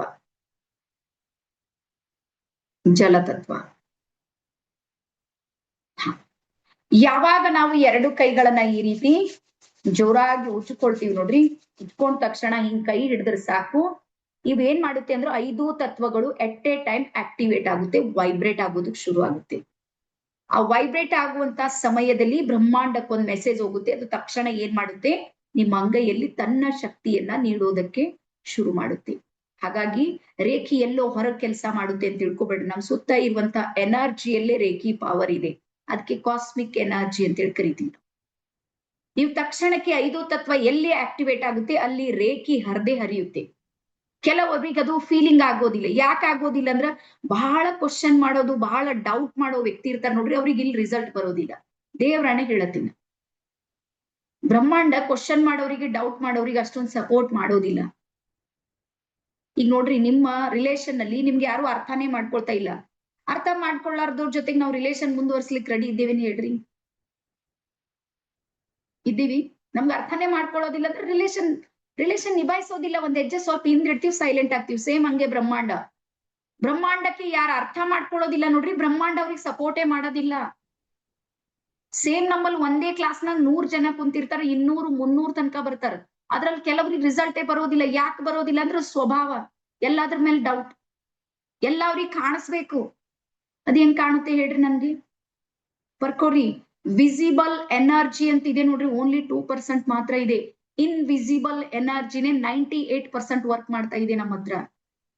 ನೀವು 98%ಗೆ ಕ್ವಶನ್ ಮಾಡಿದ್ರ ಆನ್ಸರ್ ಸಿಗೋದಿಲ್ಲ. ಬಹಳ ದೂರ ಯಾಕೆ ಹೋಗ್ತೀರಿ? ನಮ್ಮ ವಾಯು ತತ್ವ, ಉಸಿರಾಡೋ ಗಾಳಿ ಕಣ್ಣಿಗೆ ಕಾಣೋದಿಲ್ಲ, ಕೈಗೆ ನಿಲುಕ್ತಾ ಇಲ್ಲ. ಉಸಿರಾಡ್ತಾ ಇದ್ದೀವಿ, ಜೀವಂತ ಇದ್ದೀವ. ಉಳ್ದಿದ್ದೆಲ್ಲ ಹೆಂಗ್ ಬ್ರಹ್ಮಾಂಡ ಶಕ್ತಿ ಹೆಂಗ್ ಕಾಣಿಸುತ್ತೆ ಹೇಳ್ರಿ ನಿಮ್ಗೆ? ಕಾಣುವುದಿಲ್ಲ. ಮತ್ತೆ ಯಾವ್ದು ಕಾಣುತ್ತೆ ನೋಡ್ರಿ, ಅದಕ್ಕೆ ಜನನ ಮರಣ ಇದೆ. ಯಾವ್ದು ಕಾಣ್ಬೇಕಂತ ಯೋಚನೆ, ಯಾವುದೇ ವಸ್ತು ನೀವು ತಗೋರಿ, ಇದು ಒಂದ್ ಪೆನ್ ಇದೆ, ನಿಮ್ ಕಣ್ಣಿಗೆ ಕಾಣ್ತಾ ಇದೆ. ಇದು ಒಂದಿನ ಎಕ್ಸ್ಪೈರ್ ಆಗುತ್ತೆ, ಇದು ಹೋಗುತ್ತೆ, ಮುಗಿಯುತ್ತೆ, ಇದ್ರದ್ದು ಆಯುಷ್ಯ ಮುಗಿಯುತ್ತೆ. ಇದು ಜನ್ಮ ತಗೊಳುತ್ತೆ, ಒಂದಿನ ನಾನು ಬರಿತೀನಿ, ಉಪಯೋಗ ಮಾಡ್ತೀನಿ, ಒಂದ್ ದಿವ್ಸ ಇದು ಭೂಮಿಯಿಂದ ಹೋಗ್ಬಿಡುತ್ತೆ. ಯಾವುದು ಕಣ್ಣಿಗೆ ಕಾಣ್ತಾ ಇದೆ ನೋಡ್ರಿ, ಅದು ಯಾವುದು ಭೂಮಿಯಲ್ಲಿ ಶಾಶ್ವತ ಇರೋದಲ್ಲ.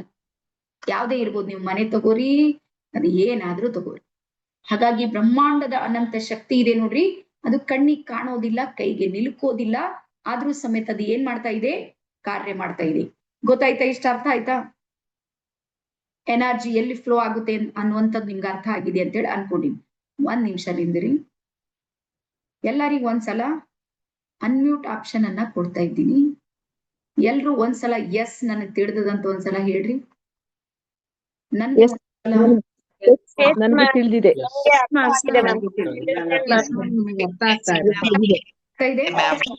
ತಿಳಿದಿದೆ.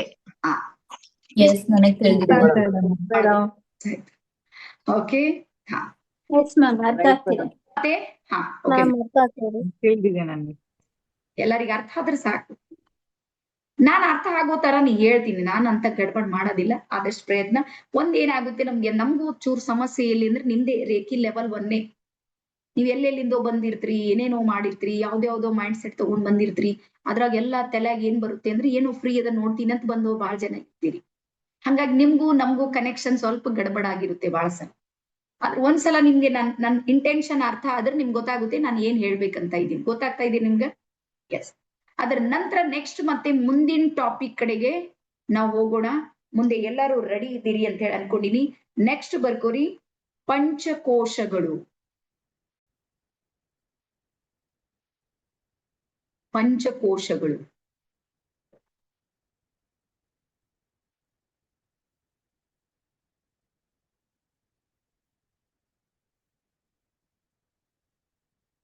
ಎಸ್. ಯಾವ ರೀತಿ ಕೋಶ ಅಂದ್ರೆ ಏನು ಅಂದ್ರೆ ಲೇಯರ್, ಪದರು. ಕೋಶ ಅಂದ್ರೆ ಲೇಯರ್ ಅಥವಾ ಪದರು ಅಂತ ಹೇಳಿ ಹೇಳ್ತೀವಿ. ಹಾಗಾಗಿ ನಮ್ಮ ಶರೀರದಲ್ಲಿ ಎಷ್ಟು ಕೋಶಗಳಿವೆ ಅಂದ್ರ ಪಂಚಕೋಶಗಳಿವೆ. 5 ಕೋಶಗಳಿಂದ ನಮ್ಮ ಶರೀರ ಏನಾಗಿದೆ ಅಂದ್ರ ನಿರ್ಮಾಣ ಆಗಿದೆ. ಇದು ಒಂದು ನಿಮ್ಗೆ ಅರ್ಥ ಆದ್ರೆ ರೇಖಿ ನಿಮ್ಗೆ ಅರ್ಥ ಆಗುತ್ತೆ. ಇದಿಷ್ಟು ನಿಮ್ಗೆ ಅರ್ಥ ಆಗ್ಬೇಕು. ಸೊ ಹಾಗಾಗಿ ಒಂದು ತೈತೇರಿಯ ಅನ್ನುವಂತ ಒಂದು ಉಪನಿಷತ್ ಬರುತ್ತೆ. ಹಾ, ಉಪನಿಷತ್ನ ಹೆಸರು ಬರ್ಕೋರಿ. ತೈತೇರಿಯ ಅನ್ನುವಂತ ಒಂದು ಉಪನಿಷತ್ ಬರುತ್ತೆ. ಉಪನಿಷತ್ನಲ್ಲಿ ಭೃಗು ಋಷಿ ಮತ್ತೆ ವರುಣ ಋಷಿ ಅಂತ ಇಬ್ಬರು ಋಷಿಗಳ ಸಂವಾದ ಬರುತ್ತೆ. ಹೆಸರು ಬರ್ಕೊಟ್ರಿ ಸ್ವಲ್ಪ ಬೇಗ.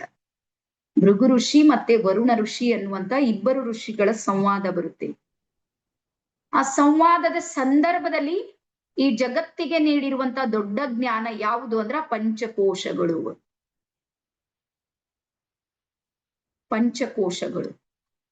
ಅದರಲ್ಲಿ ಮೊದಲನೇ ಕೋಶ ಬರುತ್ತೆ ನೋಡ್ರಿ. ಯಾರು ನೀವು ಸ್ಪಿರಿಚುವಲ್ ನಾಗ ಇರ್ಲಿಲ್ಲ ಅಂದ್ರೆ ಸಣ್ಣವ್ರು ಇದ್ದಾಗ ನನ್ಗೆ ಅರ್ಥ ಆಗಿಂದ ಎರಡೇ ಇತ್ತು. ಏನು ಅಂದ್ರೆ ಒಂದ್ ಶರೀರ ಇದೆ, ಶರೀರದೊಳಗೆ ಒಂದು ಪ್ರಾಣ ಇದೆ ಅಂತ ಇಷ್ಟೇ ಗೊತ್ತಿತ್ತು. ನಿಮ್ಗೂ ಅಷ್ಟೇ ಗೊತ್ತಿತ್ತು ಅಂತ ಅನ್ಕೊಂಡಿ. ಕಾಮನ್ ಆಗಿ ಸಾಮಾನ್ಯ ವ್ಯಕ್ತಿಗಳಿಗೆ ಗೊತ್ತಿರುವಂತದ್ ಎರಡೇ ವಿಷಯ. ಒಂದೇನು ಅಂದ್ರ ಒಂದು ನನ್ ಬಾಡಿ, ಇನ್ನೊಂದು ಒಳಗೇನಿದೆ ಸೋಲ್ ಅಂದ್ರೆ ಆತ್ಮ ಇದೆ. ಶರೀರ ನಡೆಯೋ ತನಕ ಒಳಗ ಆತ್ಮ ಇರುತ್ತೆ. ಶರೀರ ನಡೆಯದ ಕ್ಷಣಕ್ಕೆ ಆತ್ಮ ಏನ್ ಮಾಡುತ್ತೆ ಅದರಿಂದ ಹೊರಗ್ ಬರುತ್ತೆ. ಗೊತ್ತಾಗಲ್ಲ. ಇಷ್ಟು ಸಾಮಾನ್ಯ ಜ್ಞಾನ ನಮ್ಗೆಲ್ಲ ಗೊತ್ತಿತ್ತು. ನನ್ ವಾಯ್ಸ್ ಸರಿಯಾಗಿ ಕೇಳ್ತಾ ಇಲ್ಲ. ಕೇಳ್ತಾ ಇದ್ರೆ ಹಿಂಗ್ ಮಾಡ್ರಿ. ಒಂದ್ಸಲ ನಿಂದ್ರೆ ಚಾಟ್ ಬಾಕ್ಸ್ ಆಫ್ ಮಾಡ್ತೀವಿ. ಕೆಲವ್ರಿಗೆ ಏನು ಅಂದ್ರೆ ಒಂದಾದ್ಮೇಲೆ ಒಂದ್ ಮುಗಿಯುತ್ತಾ ಇನ್ನೊಂದ್ ಕ್ವಶನ್ ಇರುತ್ತೆ. ಹಾ, ಏನ್ ಅನ್ಕೊಂಡಿವಿ ನಾವು? ಒಂದ್ ಬಾಡಿ ಇದೆ, ಬಾಡಿ ಬಿಟ್ರೆ ಇನ್ನೊಂದು ಸೋಲ್ ಇದೆ, ಅದಕ್ ಬಿಟ್ರೆ ಏನು ತಲೆ ಕೆಡಿಸ್ಕೊಂಡಿಲ್ಲ. ಆದ್ರೆ ನನ್ಗೆ ಈ ಫೀಲ್ಡ್ ಅಲ್ಲಿ ಬಂದಾಗ ನನಗೆ ಗೊತ್ತಾಗಿದ್ದು ಏನು ಅಂದ್ರ 5 ಕೋಶಗಳಿವೆ ನಮ್ಮೊಳಗೆ ಅಂತ ಗೊತ್ತಾಯ್ತು. ಈ 5 ಕೋಶಗಳಲ್ಲಿ ಮೊದಲನೇ ಕೋಶ ಬರುತ್ತೆ ಅನ್ನಂ ಬ್ರಹ್ಮೋಚ್ಚತೆ. ಬರೀ ವಾಕ್ಯ. ಅನ್ನಂ ಬ್ರಹ್ಮೋಚ್ಚತೆ ಅಂದ್ರ ಅನ್ನಮಯ ಕೋಶ. ಅನ್ನಮಯ ಕೋಶ ಅಂದ್ರ ದೇಹ, ಶರೀರ. ಅದು ಏನ್ ಮಾಡುತ್ತೆ ಅಂದ್ರೆ ಟಚ್ ಮಾಡೋದಕ್ಕೆ ಬರುತ್ತೆ ನಿಮ್ಗೆ.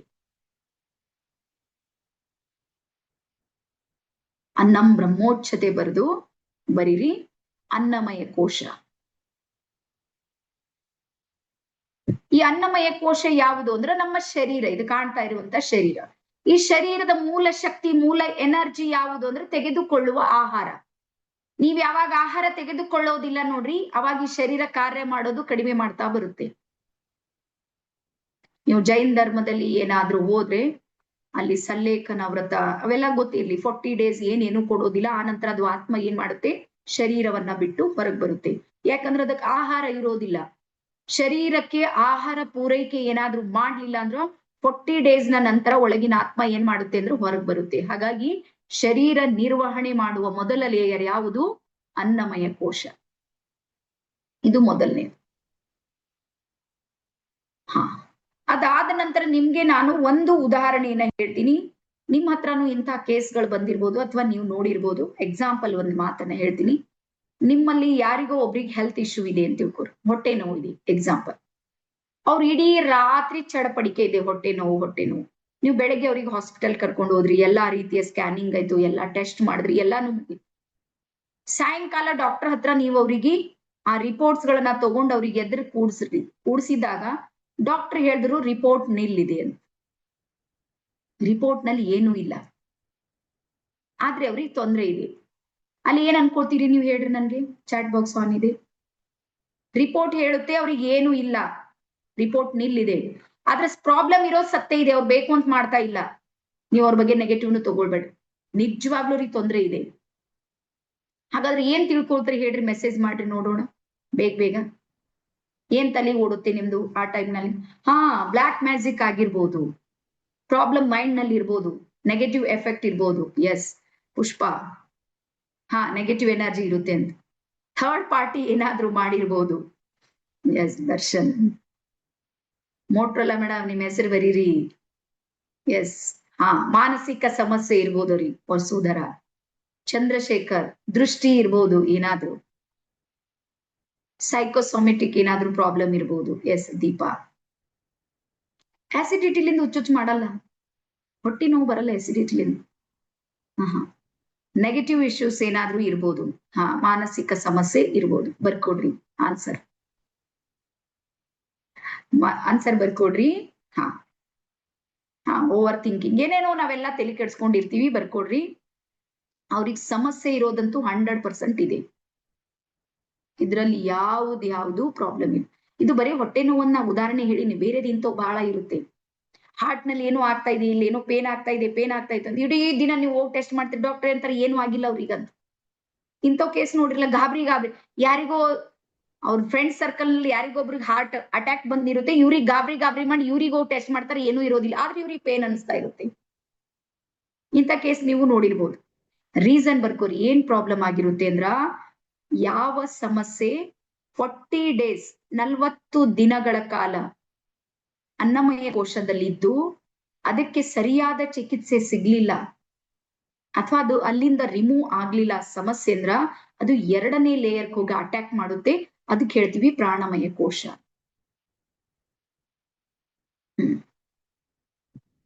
ಎರಡನೇ ಏನಾಗುತ್ತೆ, 2ನೇ ಲೇಯರ್ ಹೋಗಿ ಅದು ಏನ್ ಮಾಡುತ್ತೆ, ಅಟ್ಯಾಕ್ ಮಾಡುತ್ತೆ. ಹಾಗಾಗಿ ಇದು ಭಾನಾಮತಿ, ಮಾಟ ಮಂತ್ರ ಇವೆಲ್ಲ ಏನ್ ಬರುತ್ತೆ ನೋಡ್ರಿ, ಇವರೆಲ್ಲ ಅನ್ನಮಯ ಕೋಶದ ಮೇಲೆ ಮಾಡಂಗಿಲ್ಲ, ಪ್ರಾಣಮಯ ಕೋಶದ ಮೇಲೆ ಪ್ರಾಬ್ಲಮ್ ಮಾಡ್ತಿರ್ತಾರೆ. ಅವ್ರ ಪ್ರಾಣಮಯ ಕೋಶವನ್ನ ತಮ್ಮ ಹಿಡಿತಕ್ಕೆ ತಗೊಂಡಿರ್ತಾರ. ಅಮಾವಾಸ್ಯೆ ಸಂದರ್ಭದಲ್ಲಿ ಅವೆಲ್ಲಾನು ಮಾಡ್ತಿರ್ತಾರ. ನಿಮ್ಗೆ ಒಂದ್ ಸಲ ಒಂದ್ ವಿಡಿಯೋ ತೋರಿಸ್ತೀನಿ, ಸಿಕ್ಕ್ರೆ ಸರಿ ನೋಡ್ತೀನಿ, ವೇಟ್ ಮಾಡ್ರಿ, ಸಿಗ್ಬಹುದು ಅಂತ ಅನ್ಕೊಂಡಿನಿ. ಒಂದ ಸೆಕೆಂಡ್. ಮೊನ್ನೆ ಟ್ರೈನಿಂಗ್ ಆದಾಗ ಆ ಕಡೆಗೆ ಈ ಕಡೆಗೆ ಆಗ್ತಾವ್ ನಮ್ ಕೋಕ್ಯೂಟ. ಇಲ್ಲಿ ಒಂದು ವಿಡಿಯೋ ಇದೆ ನೋಡ್ರಿ ಹೆಂಗಿದೆ ಇದು.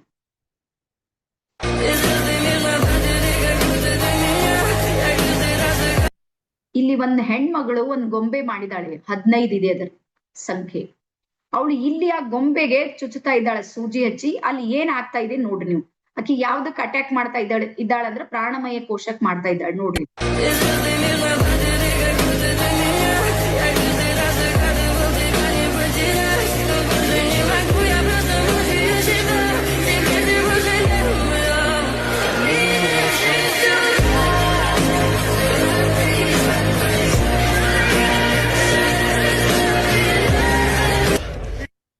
ಎಸ್, ನೋಡಿದ್ರಿ ಅಂತ ಅನ್ಕೊಂಡಿನಿ. ಎಲ್ಲರಿಗ ಅರ್ಥ ಆಯ್ತಾ? ಹಾಗಾಗಿ ಬರ್ಕೊಡ್ರಿ, ನಮ್ಗೆ ಸಮಸ್ಯೆ ಇರೋದು ಅನ್ನಮಯ ಕೋಶಕ್ಕಲ್ಲ. ನಮ್ ಸಮಸ್ಯೆ ಎಲ್ಲಿದೆ ಅಂದ್ರ ಪ್ರಾಣಮಯ ಕೋಶದಲ್ಲಿ ಪ್ರಾಬ್ಲಮ್ ಇದೆ. ಈಗಿದು BP ಇರ್ಬೋದು, ಶುಗರ್ ಇರ್ಬೋದು, ಮಾನಸಿಕ ತೊಂದರೆ ಇರ್ಬೋದು, ಭಾವನಾತ್ಮಕ ತೊಂದರೆ ಇರ್ಬೋದು, ಈ ಒಂದ್ ರಿಲೇಶನ್ಶಿಪ್ ಕಂಟಿನ್ಯೂ 40 ದಿನ ಮನ್ಯಾಗ ಜಗಳ ಕಿರಿಕಿರಿ ಇದೆ ಅಂದ್ರೆ 41ನೇ ದಿನ ಇಂಥ ಸ್ಥಿತಿಗೆ ಬರುತ್ತೆ, ಮನ್ಯಾಗ ಯಾರಾದ್ರೂ ಒಬ್ರು ಸತ್ತೇ ಹೋಗ್ಬೇಕು, ಇಲ್ಲಾಂದ್ರೆ ಮನಿ ಬಿಟ್ಟು ಹೋಗ್ಬೇಕು. ಅದು ಪ್ರಾಣಮಯ ಕೋಶಕ್ಕೆ ಹೋಗ್ಬಿಡ್ತದು ಶಕ್ತಿ, ಆ ಎನರ್ಜಿ. ಹಾಗಾಗಿ 2ನೇ ಲೇಯರ್ ಇದೆ ನೋಡ್ರಿ, ಈಗ ಬರೀರಿ. ಇನ್ನೊಬ್ರು ಈ ರೀತಿ ಎಲ್ಲ ಮಾಡ್ತಿರ್ತಾರೆ, ಬ್ಲಾಕ್ ಮ್ಯಾಜಿಕ್ ಅವೆಲ್ಲ ನಡೀತಾ ಇರುತ್ತೆ. ರೇಖಿ ಏನ್ ಮಾಡುತ್ತೆ ಅಂತ ಬರ್ಕೋರಿ. ರೇಖಿ ನಮ್ಮ ಅನ್ನಮಯ ಕೋಶವನ್ನ ಹೀಲ್ ಮಾಡೋದ್ರ ಜೊತೆಗೆ ನಮ್ಮ ಪ್ರಾಣಮಯ ಕೋಶದಲ್ಲೂ ಇಂಥದ್ದು ಏನಾದ್ರೂ ತೊಂದರೆಗಳಿದ್ರು ಸಮೇತ ಅದು ಅದರಿಂದ ಹೊರಗೆ ಬರೋದಕ್ಕೆ ನಮ್ಗೆ ಸಪೋರ್ಟ್ ಮಾಡುತ್ತೆ. ಅದಾದ ನಂತರ ಜಗತ್ತಲ್ಲಿರುವಂತ 2000 ಪ್ರಕಾರದ ಡಾಕ್ಟರ್ಸ್ ಗಳಿದ್ದಾರೆ ಇವತ್ತು. ಮತ್ತ ಅವ್ರ ಅಗತ್ಯ ನಮ್ಗಿದೆ, ನಾವಿಲ್ಲ ಅಂತ ಅವ್ರನ್ನ ವಿರೋಧ ಮಾಡೋದಿಲ್ಲ. ಆದ್ರೆ ಒಂದ್ ಮಾತ್ ನೀವೆಲ್ಲಾರು ಅರ್ಥ ಮಾಡ್ಕೋರಿ, ಎಲ್ಲಾ ಡಾಕ್ಟರ್ಸ್ ಗಳು ಏನ್ ಮಾಡ್ತಾ ಇದಾರೆ ಅಂದ್ರೆ ಬಾಡಿ ಮೇಲೆ ವರ್ಕ್ ಇದೆ, ಅವ್ರ ಶರೀರ ಕಾಣ್ತಾ ಇದೆ, ಅದಕ್ಕೆ ಟ್ರೀಟ್ಮೆಂಟ್ ಕೊಡ್ತಾರ, ಅದಕ್ಕೆ ಏನ್ ಬೇಕು.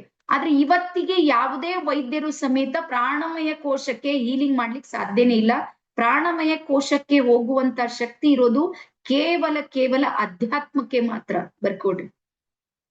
ಮತ್ತೆ ಇದನ್ನ ಹೀಲ್ ಮಾಡ್ಬೇಕಂದ್ರೆ ನೀವು ರೇಖಿನೇ ಮಾಡ್ಬೇಕಂತ ಏನಿಲ್ಲ, ಯಾವ್ದಾದ್ರು ಮಾಡ್ರಿ, ಮೆಡಿಟೇಷನ್ ಮಾಡ್ರಿ. ನೀವು ಧ್ಯಾನ ಮಾಡೋದ್ರಿಂದ ಏನಾಗುತ್ತೆ ಅಂದ್ರ ಪ್ರಾಣಮಯ ಕೋಶ ಇದೆ ನೋಡ್ರಿ, ಅದು ಹೀಲ್ ಆಗುತ್ತೆ, ಆಕ್ಟಿವ್ ಆಗುತ್ತೆ, ಎನರ್ಜೆಟಿಕ್ ಆಗುತ್ತೆ. ಅದಕ್ಕೆ ಮೆಡಿಟೇಷನ್ ಇದೆ ನೋಡ್ರಿ, ಅದು ಅಗತ್ಯ ಇಲ್ಲ, ಅನಿವಾರ್ಯ ಇದೆ. ನೀವು ಯಾರು ಧ್ಯಾನ ಮಾಡ್ತೀರಿ ನೋಡ್ರಿ, ನಿಮ್ ಲೈಫ್ ನಲ್ಲಿ ಪರಿವರ್ತನೆಗಳನ್ನ ನೀವು ನೋಡ್ತಾ ಇರ್ತೀವಿ. ಇದು ಪ್ರಾಣಮಯ ಕೋಶ. ಅದ್ರ ನಂತರ ನೆಕ್ಸ್ಟ್ ಬರುತ್ತೆ ಮನೋಮಯ ಕೋಶ. 3ನೇ ಲೇಯರ್ ಯಾವುದು? ಮನೋಮಯ ಕೋಶ. ಮನೋಮಯ ಕೋಶದಲ್ಲಿ ಮನಸ್ಸು ಸರಿ ಕೆಲಸ ಮಾಡ್ತಾ ಇಲ್ಲ ಅಂದ್ರ ಈ ಡಿಪ್ರೆಷನ್, ಎಂಗ್ಸೈಟಿ, ಟೆನ್ಷನ್, ಅದು ಇದು ಇದೆಲ್ಲ ಮಾನಸಿಕ ತೊಂದರೆಗಳು. ಮತ್ತೆ ನಮಗೆ 10% ಮಾತ್ರ ಶಾರೀರಿಕ ತೊಂದರೆ ಇದೆ, 90% ಮಾನಸಿಕ ರೋಗಿಗಳೇ, ಒಂದಲ್ಲ ಒಂದು ಕಾರಣ. ಕೆಲವ್ರು ಹೈಪರ್ ಇರ್ತಾರ, ಎಲ್ಲರಿಗೂ ಕಾಣುತ್ತೆ, ಕೆಲವ್ರು ಕಾಣೋದಿಲ್ಲ ಅಷ್ಟೇ. ಇವತ್ ನಮ್ಗೆ ಗೊತ್ತಿರ್ಲಿ, ನಿಮ್ಗೆ ಬೆಂಗಳೂರು ಇದೆ ನೋಡ್ರಿ, ಅದು ನಮ್ಮ ದೊಡ್ಡ ಮಹಾನಗರಗಳು, 7 ಮಹಾನಗರಗಳಲ್ಲಿ 2ನೇ ಸ್ಥಾನಕ್ಕೆ ಬರ್ತಾ ಇದೆ ಎಲ್ಲಕ್ಕಿಂತ ಹೆಚ್ಚು ಡಿಪ್ರೆಷನ್ ಪೇಷಂಟ್ ಇರುವಂತ ಪ್ಲೇಸ್ಗಳಲ್ಲಿ. ಬೆಂಗಳೂರು ನಮ್ ಕರ್ನಾಟಕ, ಬಹಳ ದೂರ ಹೋಗ್ಬೇಡ್ರಿ. ಇಲ್ಲಿ ಎಷ್ಟು ಡಿಪ್ರೆಷನ್ ಪೇಷಂಟ್ ಇದ್ದಾರಂದ್ರೆ ಹೇಳ್ಕೊಳ್ಳಿಕ್ ಆಗೋದಿಲ್ಲ, ಏನು ಮಾಡ್ಲಿಕ್ಕೆ ಆಗೋದಿಲ್ಲ, ವಿಲ ಒದ್ದಾಡ್ತಾ ಇರ್ತಾರೆ ಇವ್ರೆಲ್ಲ. ಶಾಂತಿ ಸಮಾಧಾನ ಅಂತೂ ಬಹಳ ದೂರಿನ ಮಾತದ ಇವ್ರಿಗೆ. ಹಾಗಾದ್ರೆ ಯಾರು ಇವ್ರಿಗೆ ಸಪೋರ್ಟ್ ಮಾಡ್ಬೇಕು? ನನ್ಗೆ ಹೊರಗ್ ಬರ್ಬೇಕಲ್ಲ, ಸಮಸ್ಯೆ ಇದೆ ಇಲ್ಲ ಅಂತ ಹೇಳ್ತಾ ಇಲ್ಲ, ಯಾರು ಹೊರಗ್ ತಗೊಂಡ್ ಬರ್ಬೇಕು? ನಾವೇ. ನೋಡಿ, ಸಮಸ್ಯೆ ಎಲ್ಲಿದೆ ಪರಿಹಾರನೂ ಅಲ್ಲೇ ಇದೆ. ನಮ್ ಪ್ರತೀಕ್ಷಾ ಹೇಳ್ತಾರ, ಮೇಡಮ್ ಟ್ರಾಫಿಕ್ ಹೆಚ್ಚಿಗೆ ಟೆನ್ಷನ್ ಡಿಪ್ರೆಷನ್ ಅದು ಏನಾದ್ರೂ ಇರ್ಬೋದು, ಬಟ್ ಇದೆ ಅನ್ನುವಂಥದ್ದಂತೂ ಎಲ್ಲರೂ ನಂಬ್ತಾ ಇದ್ದಾರೆ, ಎಲ್ಲರಿಗೂ ಗೊತ್ತಿದೆ. ವರದಿನೇ ಹೇಳುತ್ತೆ 7 ಮಹಾನಗರಗಳಲ್ಲಿ 2ನೇ ಸ್ಥಾನದಲ್ಲಿ ಇರುವಂತದ್ದು ಬೆಂಗಳೂರು. ಅಂದ್ರೆ ನಾವು ಕರ್ನಾಟಕದವರು ಡೇಂಜರ್ ಝೋನ್ ನಲ್ಲೇ ಇದ್ದೀವಿ ಅಂತ ಅರ್ಥ. ಸೊ ಹಾಗಾಗಿ ಈಗ ನೀವು ಶಾಂತಿ ಸಮಾಧಾನದಿಂದ ಇರ್ಲಿಲ್ಲ ಅಂದ್ರ ಮತ್ತೆ ಯಾವುದೇ ರೋಗ ಜಗತ್ತಲ್ಲಿ ಬರುತ್ತೆ ನೋಡ್ರಿ, ಅದು ದಿನೇ ದಿನೇ ಹೆಚ್ಚಾಗುತ್ತೆ, ಕಡಿಮೆ ಆಗೋದಿಲ್ಲ. ಯಾವುದು ನೆಗೆಟಿವ್ ಎನರ್ಜಿಗಳು ಕಡಿಮೆ ಆಗೋ ಆಪ್ಷನ್ಸ್ ಗಳು ಬಹಳ ಕಡಿಮೆ ಇದೆ, ಜಾಸ್ತಿನೇ ಆಗುತ್ತೆ. ಇಲ್ಲಂದ್ರ ಅದು ಬಹಳ ಸಾಧ್ಯ ಇಲ್ಲ. ನಿಮ್ಗೆ ಗೊತ್ತಿರ್ಲಿ, ಸ್ವಾತಂತ್ರ್ಯ ಪೂರ್ವದಲ್ಲಿ ಗೊತ್ತಲ್ಲ ನಿಮ್ಗೆ, ಮೈಸೂರು ಮಹಾರಾಜರು ಒಬ್ರಿಗೆ ಶುಗರ್ ಇತ್ತು, ಒಬ್ರೇ ಒಂದೇ ಸಿಂಗಲ್ ಕೇಸ್. ನಮ್ಮಲ್ಲಿ ವಿದೇಶದಿಂದ ಜನ ನೋಡ್ಲಿಕ್ ಬರ್ತಿರಂತ ಮಹಾರಾಜರಿಗೆ, ಅದೇನೋ ಶುಗರ್ ಬಂದ. ಇವತ್ತು ಮನೆಗ್ ಮೈಸೂರು ಮಹಾರಾಜರು ಮೈಸೂರು ಮಹಾರಾಣಿಯರಿದ್ದೀರಿ. ಈಗ ನೀವು ಹೆಚ್ಚಾಗಿದೆ ಕಡಿಮೆ ಆಗಿದೆ? ಕಂಟ್ರೋಲ್ ಯಾರು ಮಾಡ್ಬೇಕು? ಸರ್ಕಾರನ? ಇಲ್ಲ, ಯಾರು ಮಾಡೋದಿಲ್ಲ. ಸಮಸ್ಯೆ ಯಾರಿಗಿದೆ ಅವರೇ ಪರಿಹಾರ ಮಾಡ್ಬೇಕು. ನೆನ್ಪಿಟ್ಕೋರಿ, ಕುಟುಂಬ ನಮ್ಗೆ ಸಪೋರ್ಟ್ ಮಾಡ್ಬೋದು, ಗುರು ನಮ್ಗೆ ಮಾರ್ಗದರ್ಶನ ಕೊಡ್ಬೋದು, ಸ್ನೇಹಿತರು ನಮ್ಗೆ ಅಲ್ಲಿ ಓಡಾಡಿ ಏನೋ ಒಂದಿಷ್ಟು ಸಹಾಯ ಸಹಕಾರ ಹಣಕಾಸಿನ ಮಾಡ್ಬೋದು. ಆದ್ರೆ ಮೂಲದಲ್ಲಿ ಸಮಸ್ಯೆ ಎಲ್ಲಿ ಶುರು ಆಗುತ್ತೆ ನೋಡ್ರಿ, ಅಲ್ಲಿಯೇ ಪರಿಹಾರ ಇರುತ್ತೆ.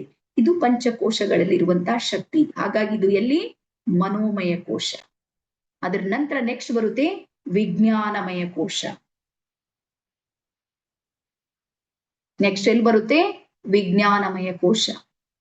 ವಿಜ್ಞಾನಮಯ ಕೋಶ ಅಂದ್ರೆ ನಮ್ಮ ಸೆಲ್ಸ್ಗಳು, ಬಾಡಿಯಲ್ಲಿ ಇರುವಂತ ಜೀವಕೋಶಗಳಿವೆ ನೋಡ್ರಿ, ಆ ಜೀವಕೋಶಗಳು ಇಮೋಷನಲಿ ಕನೆಕ್ಟ್ ಆಗಿರ್ತಾವ.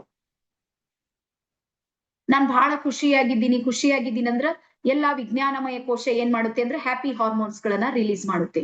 ನನಗ್ ಟೆನ್ಷನ್ ಇದೆ, ನನಗ್ ಹಂಗಾಯ್ತು ಹಿಂಗಾಯ್ತು ಕತೆ ಪುರಾಣ ಹೇಳ್ತಿರ್ತಾರ ನೋಡ್ರಿ, ಅವ್ರ ಬಲ್ಲೆಲ್ಲ ಏನು ಅಂದ್ರ ಆ ವಿಜ್ಞಾನಮಯ ಕೋಶ ಇದೆ ನೋಡ್ರಿ, ಅದು ಹೆಲ್ದಿ ಆಗಿರುವುದಿಲ್ಲ, ಅದು ರೋಗಗ್ರಸ್ತ ಆಗಿರುತ್ತೆ. ಅದಾದ ನಂತರ ಕೊನೆಗೆ ಬರುತ್ತೆ ಆನಂದಮಯ ಕೋಶ. ಬರ್ಕೋಡ್. ಆನಂದಮಯ ಕೋಶ ಅನ್ನುವಂಥದ್ದು ಒಂದು ಕೋಶ, ಅದ್ರ ಸಿಂಪಲ್ ಹೆಸರು ಯಾವುದು ಅಂದ್ರೆ ನಮ್ಮೊಳಗಿರುವಂತ ಆತ್ಮ. ಇಲ್ಲಿ ಸಚ್ಚಿತ್ತಾನಂದ ಸ್ವರೂಪ ನಿತ್ಯ ಪರಿಪೂರ್ಣ ಅಂತ ಹೇಳ್ತೀವಲ್ಲ, ಅಂತ ಆತ್ಮ ಅನ್ನುವಂಥದ್ದು ಒಂದು ಲೇಯರ್, ಅದಕ್ಕೆ ಆನಂದಮಯ ಕೋಶ ಅಂತ ಹೇಳಿ ಕರಿತೀವಿ. ಪಂಚಕೋಶಗಳ ಬಗ್ಗೆ ಗೊತ್ತಾಯ್ತಾ? 5 ಕೋಶ ಗೊತ್ತಾದ್ರು ಒಂದ್ಸಲ ಹಿಂಗೆ 2 ಕೈ ಮಾಡ್ರಿ. ನೋಡ್ರಿ, ನಿಮ್ಮೊಳಗೆ ಏನ್ ಭಯಂಕರ ಇದೆ ಅಂತ ಇವತ್ ನಿಮ್ಗೆ ಗೊತ್ತಾಯ್ತು. ಮೊದ್ಲು ಏನ್ ಗೊತ್ತಿತ್ತು? ಶರೀರ ಇದೆ, ಒಳಗೊಂದು ಆತ್ಮ ಇದೆ, ಹಿಂಗೆ ಏನೋ ನಡೀತಾ ಇದೆ, ನಡೆಸ್ತಾ ಇದ್ದಾನೆ ಪರಮಾತ್ಮ, ಇಷ್ಟೇ ತಿಳ್ಕೊಂಡಿವಿ. ಬಟ್ ಇದಕ್ ಬಿಟ್ಟು ಇನ್ನೂ 3 ನಮ್ಗೆ ಗೊತ್ತೇ ಇರ್ಲಿಲ್ಲ. ಅದಕ್ಕೆ ಹೇಳ್ತೀನಿ ನೋಡ್ರಿ, ಅಧ್ಯಾತ್ಮ ಅನ್ನುವಂಥದ್ದು ಒಂದು ವಿಜ್ಞಾನ ಇದೆ, ರೇಖಿ ಒಂದು ವಿಜ್ಞಾನ ಇದೆ. ರೇಖಿ ಭ್ರಮೆ ಅಲ್ಲ, ರೇಖಿ ಏನು ಕಟ್ಟುಕತೆ ಅಂತೂ ಇಲ್ವೇ ಇಲ್ಲ. ರೇಖಿ ಒಂದು ಏನಿದೆ? ಆಧ್ಯಾತ್ಮಿಕ ವಿಜ್ಞಾನ ಇದೆ. ಅದಕ್ಕೆ ನ್ಯಾಷನಲ್ ಲೈಬ್ರರಿ ಆಫ್ ಮೆಡಿಸಿನ್ ಏನ್ ಹೇಳುತ್ತೆ ಅಂತ ನಿನ್ನೆ ಹೇಳಿದ್ದ, ಇದು ಒಂದೇನಿದೆ ಚಿಕಿತ್ಸಕ ಪದ್ಧತಿ ಇದೆ, ಇದನ್ನ ಎಲ್ಲರೂ ಮಾಡಬಹುದು ಅಂತ ಹೇಳಿದ್ದೆ, ನ್ಯಾಷನಲ್ ಲೈಬ್ರರಿ ಆಫ್ ಮೆಡಿಸಿನ್. ಅದಾದ ನಂತರ ನೆಕ್ಸ್ಟ್ ಬರ್ಕೊಡ್ರಿ, ನಮ್ಮ ಶರೀರದಲ್ಲಿ ಇರುವಂತಹ ಪಂಚಕೋಶಗಳು ಎಲ್ಲಿವೆ ನಮ್ಮಲ್ಲಿ. ಅದರ ನಂತರ ನೆಕ್ಸ್ಟ್ ಚಕ್ರಗಳು ಬರುತ್ತೆ. ಚಕ್ರಗಳು ಎಲ್ಲಿವೆ ನಮ್ಮ ಶರೀರದಲ್ಲಿ? ಚಕ್ರಗಳು ಎಲ್ಲಿವೆ ಅಂದ್ರ ನಮ್ಮ 2ನೇ ಲೇಯರ್ ಬರುತ್ತೆ ನೋಡ್ರಿ, ಪ್ರಾಣಮಯ ಕೋಶ, ಅಲ್ಲಿ ಚಕ್ರಗಳಿವೆ. ನೀವು ಒಂದ್ ವಿಡಿಯೋನ ನೋಡಿದ್ರೆ ನೋಡ್ರ, ಹೆಣ್ಮಗಳು ಸೂಜಿ ಚುಚ್ತಾ ಇದ್ದಳು, ಅಲ್ಲಿ ಪ್ರಾಬ್ಲಮ್ ಇದೆ. ಈಕಿ ಚುಚ್ತಾ ಇದ್ದಾಳೆ, ಇಟ್ಸ್ ಓಕೆ, ಬಟ್ ಆ ವ್ಯಕ್ತಿಯ ಪ್ರಾಣಮಯ ಕೋಶ ಇತ್ತು ನೋಡ್ರಿ, ಅದು ವೀಕ್ ಇತ್ತು. ಯಾರ ಪ್ರಾಣಮಯ ಕೋಶ ವೀಕ್ ಇರುತ್ತೆ ನೋಡ್ರಿ, ಅವರಿಗೆ ಮಾಟ ಮಂತ್ರ ಎಲ್ಲ ಬೇಗ ಅಟ್ಯಾಕ್ ಆಗ್ತಾವ, ಉಳಿದವ್ರಿಗೆ ಆಗುದಿಲ್ಲ. ಕೆಲವ್ರಿಗೆ ಗೊತ್ತಿಲ್ಲ, ಭಾನಾಮತಿ ಮಾಡ್ಬೇಕಂದ್ರೆ ಆಗೋದಿಲ್ಲ ಅವ್ರಿಗೆ. ಯಾಕೆ ಆಗೋದಿಲ್ಲ ಅಂದ್ರೆ ಅಷ್ಟು ಪವರ್ಫುಲ್ ವೈಬ್ರೇಷನ್ ಇರುತ್ತೆ, ಅವರ ಬಹಳ ಸ್ಟ್ರಾಂಗ್ ಇರುತ್ತೆ, ಅವ್ರು ಆಗೋದಿಲ್ಲ. ಹಾಗಾಗಿ ನಮ್ಮ ಪ್ರಾಣಮಯ ಕೋಶದಲ್ಲಿ ಏನಿದೆ ಅಂದ್ರ 114 ಚಕ್ರಗಳಿವೆ, 114. ಈ 114 ಚಕ್ರಗಳಲ್ಲಿ 7 ಚಕ್ರಗಳು ಏನಂತೀವಿ ನೋಡು ಅಂದ್ರೆ ಇಂಪಾರ್ಟೆಂಟ್, ಬಹಳ ಮಹತ್ವದ ಚಕ್ರಗಳು. ಮತ್ತೆ ದೀಕ್ಷೆ ಮತ್ತು ರೆಗ್ಯುಲರ್ ಪ್ರಾಕ್ಟೀಸ್ ಇದೆ ನೋಡ್ರಿ, ಇದೇ ಚಕ್ರದ ಮೇಲೆ ಮಾಡ್ತೀವಿ ನಾವು, ನೆನ್ಪಿಟ್ಕೊಡ್ರಿ. ನೀವು ಉಸುಯಿ ರೇಖೆಯನ್ನ ನೀವ್ ಯಾರಾದ್ರೂ ಕಲ್ತೀರಿ? ಡಾಕ್ಟರ್ ಮಿಕಾ ಉಸುಯಿ ಅವ್ರು ಮಾಡಿರುವಂತ ಉಸುಯಿ ರೇಖೆ ಹಿಂಗ್ ಕೈ ಮಾಡ್ರಿ. ಅಲ್ಲಿ ನಾವು ಎಷ್ಟು ಹೀಲಿಂಗ್ ಅನ್ನ ಕಲ್ತೀವಿ ಅಂದ್ರೆ 24 ಪಾಯಿಂಟ್ಸ್ ಮೇಲೆ ಮಾಡಿದ್ದು ಗೊತ್ತಿದೆ ನಿಮ್ಗೆ. ಕೆಲವ್ರು ಕಲ್ತಿರ್ತೀರಿ ನೀವು 24 ಪಾಯಿಂಟ್ಸ್ ಮೇಲೆ ಮಾಡ್ತಾರೆ. ಅದಕ್ಕಿಂತ ಹಿಂದೆ ನೀವು ಹೋದ್ರ 46 ಪಾಯಿಂಟ್ಸ್ ಮೇಲೆ ಇತ್ತು. ಫಸ್ಟ್ ಮೂಲದಲ್ಲಿ 72 ಪಾಯಿಂಟ್ಸ್ ಮೇಲೆ ಹೀಲಿಂಗ್ ಅನ್ನ ಮಾಡ್ತಾ ಇದ್ರು. ಅಂದ್ರೆ ಒಂದು ಹೀಲಿಂಗ್ ಕೈದೊಳಗೆ ತಗೊಂಡ್ರು 3 ತಾಸು ಹೀಲಿಂಗ್ ನಡೀತಿತ್ತು. ಯಾವಾಗ ಅಂದ್ರೆ ಮೂಲದಲ್ಲಿ ಒಂದ್ 50-60 ವರ್ಷದ ಹಿಂದೆ ಹೋದ್ರು. ಈಗ ಅದು ಅಪ್ಡೇಟ್ ಆಗ್ತಾ ಆಗ್ತಾ ಆಗ್ತಾ ಬಂದು ಇವತ್ತು ಇಂಡಿಯನ್ ರೇಖೆಯಲ್ಲಿ ನಾವು 7 ಪಾಯಿಂಟ್ಸ್ ಮೇಲೆ ಹೀಲಿಂಗ್ ಅನ್ನ ಮಾಡ್ತೀವಿ. ಹಾಗಾಗಿ ಭಾರತೀಯ ರೇಖೆ ಅತ್ಯಂತ ಸರಳ ಇದೆ, ಅತ್ಯಂತ ಸುಲಭ ಇದೆ, ಏನೇನು ಗೊಂದಲ ಇಲ್ಲ ಭಾರತೀಯ ರೇಖೆಯಲ್ಲಿ. ಇಂಡಿಯನ್ ರೇಖೆ ಬಹಳ ಈಸಿ ಇದೆ. ಒಂದ್ 3 ವರ್ಷದ ಮಗು ಸಮೇತ ಮಾಡ್ಬೋದು ನಮ್ ರೇಖೆ. ಅಷ್ಟು ಸಹಜ ಇದೆ, ಅಷ್ಟು ಈಸಿ ಇದೆ. ಇಲ್ಲಿ ಏನೇನೋ ಗೊಂದಲ ಇಲ್ಲ, ಯಾವ್ದು ಪ್ರಾಕ್ಟೀಸ್ ಮಾಡೋದು ಬೇಕಾಗಿಲ್ಲ. ನೀವು ಅರ್ಥ ಮಾಡ್ಕೊಂಡ್ರೆ ಸಾಕು, ನಿಮ್ಗೆ ಎನರ್ಜಿ ಕನೆಕ್ಟ್ ಆಗುತ್ತೆ. ಇದಿಷ್ಟು ನಿಮ್ಗೆ ಗೊತ್ತಿರ್ಲಿ. ಓಕೆ, ಸೊ ಹಾಗಾಗಿ ನಮ್ಮ ಪ್ರಾಣಮಯ ಕೋಶದಲ್ಲಿ ಬರ್ಕೋರಿ, ಈ ಎಲ್ಲಾ ಚಕ್ರಗಳಿರುತ್ತೆ. ಅದರಲ್ಲಿ ಮೊದಲನೇ ಚಕ್ರ ಬರುತ್ತೆ ಮೂಲಾಧಾರ ಚಕ್ರ. ಮೊದಲನೇ ಚಕ್ರ ಯಾವುದು? ಮೂಲಾಧಾರ ಚಕ್ರ. ಒಂದು ನಾನು ಹೇಳ್ತೀನಿ, ಬರಿತಾ ಹೋಗ್ರಿ.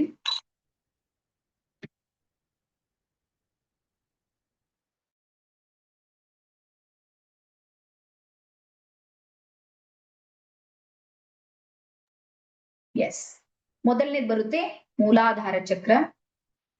ಅದು ಪ್ಲೇಸ್ ಎಲ್ಲಿದೆ ಅಂದ್ರೆ ನೀವು ಯಾವ ಬೇಸ್ ಮೇಲೆ ಕುಳಿತುಕೊಂಡಿದ್ದೀರಿ ನೋಡ್ರಿ, ಅಲ್ಲೇ. ಸಿಂಪಲ್, ಬಹಳ ತಲೆ ಕೆಡಿಸ್ಕೊಡೋದ್ ಬೇಕಾಗಿಲ್ಲ ನಿಮ್ಗೆ. ಮೂಲ ಆಧಾರವಾಗಿರುವಂತ ಮೂಲಾಧಾರ ಚಕ್ರ. ಅದ್ರ ಕಲರ್ ಬರೀರಿ, ರೆಡ್ ಕಲರ್.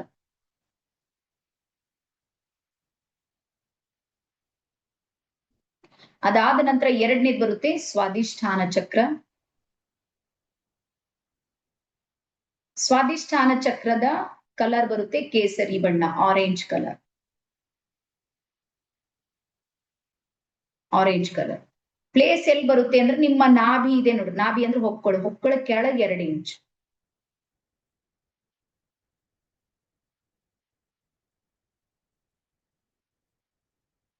ಅದ್ರ ನಂತರ ನೆಕ್ಸ್ಟ್ ಬರುತ್ತೆ ಮಣಿಪುರ ಚಕ್ರ.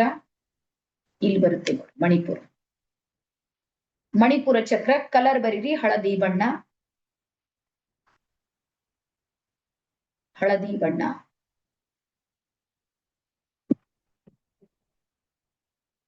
ಇದು ಎಲ್ಲಿ ಬರುತ್ತೆ? ಇದು ಪ್ಲೇಸ್ ಅಂದ್ರ ನಾಭಿಯ ಮೇಲೆ 2 ಇಂಚ್, ಹೊಕ್ಕಳ ಮೇಲೆ 2 ಇಂಚ್.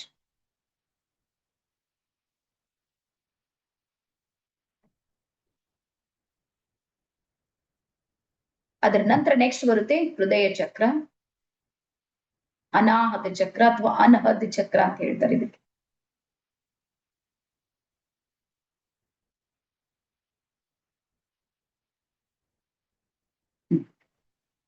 ಅನಾಹತ ಚಕ್ರ ಅಥವಾ ಅನಹದ್ ಚಕ್ರ. ಇದ್ರ ಕಲರ್ ಬರುತ್ತೆ ಹಸಿರು ಬಣ್ಣ, ಎಲೆ ಹಸಿರು.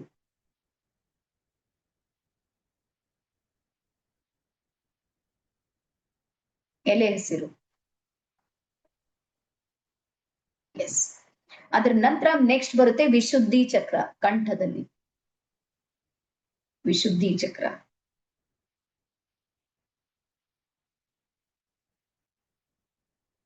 ಇದ್ರ ಕಲರ್ ಬರುತ್ತೆ ತಿಳಿ ನೀಲಿ ಬಣ್ಣ. ತಿಳಿ ನೀಲಿ ಅಂತ ಇರುತ್ತೆ ನೋಡ್ರಿ, ಅದು ತಿಳಿ ನೀಲಿ. ನನ್ ಹಿಂದೆ ಇದೆ ನೋಡ್ರಿ ತಿಳಿ ನೀಲಿ, ಗಾಢ ನೀಲಿ, 2 ಮಿಕ್ಸ್ ಇದೆ.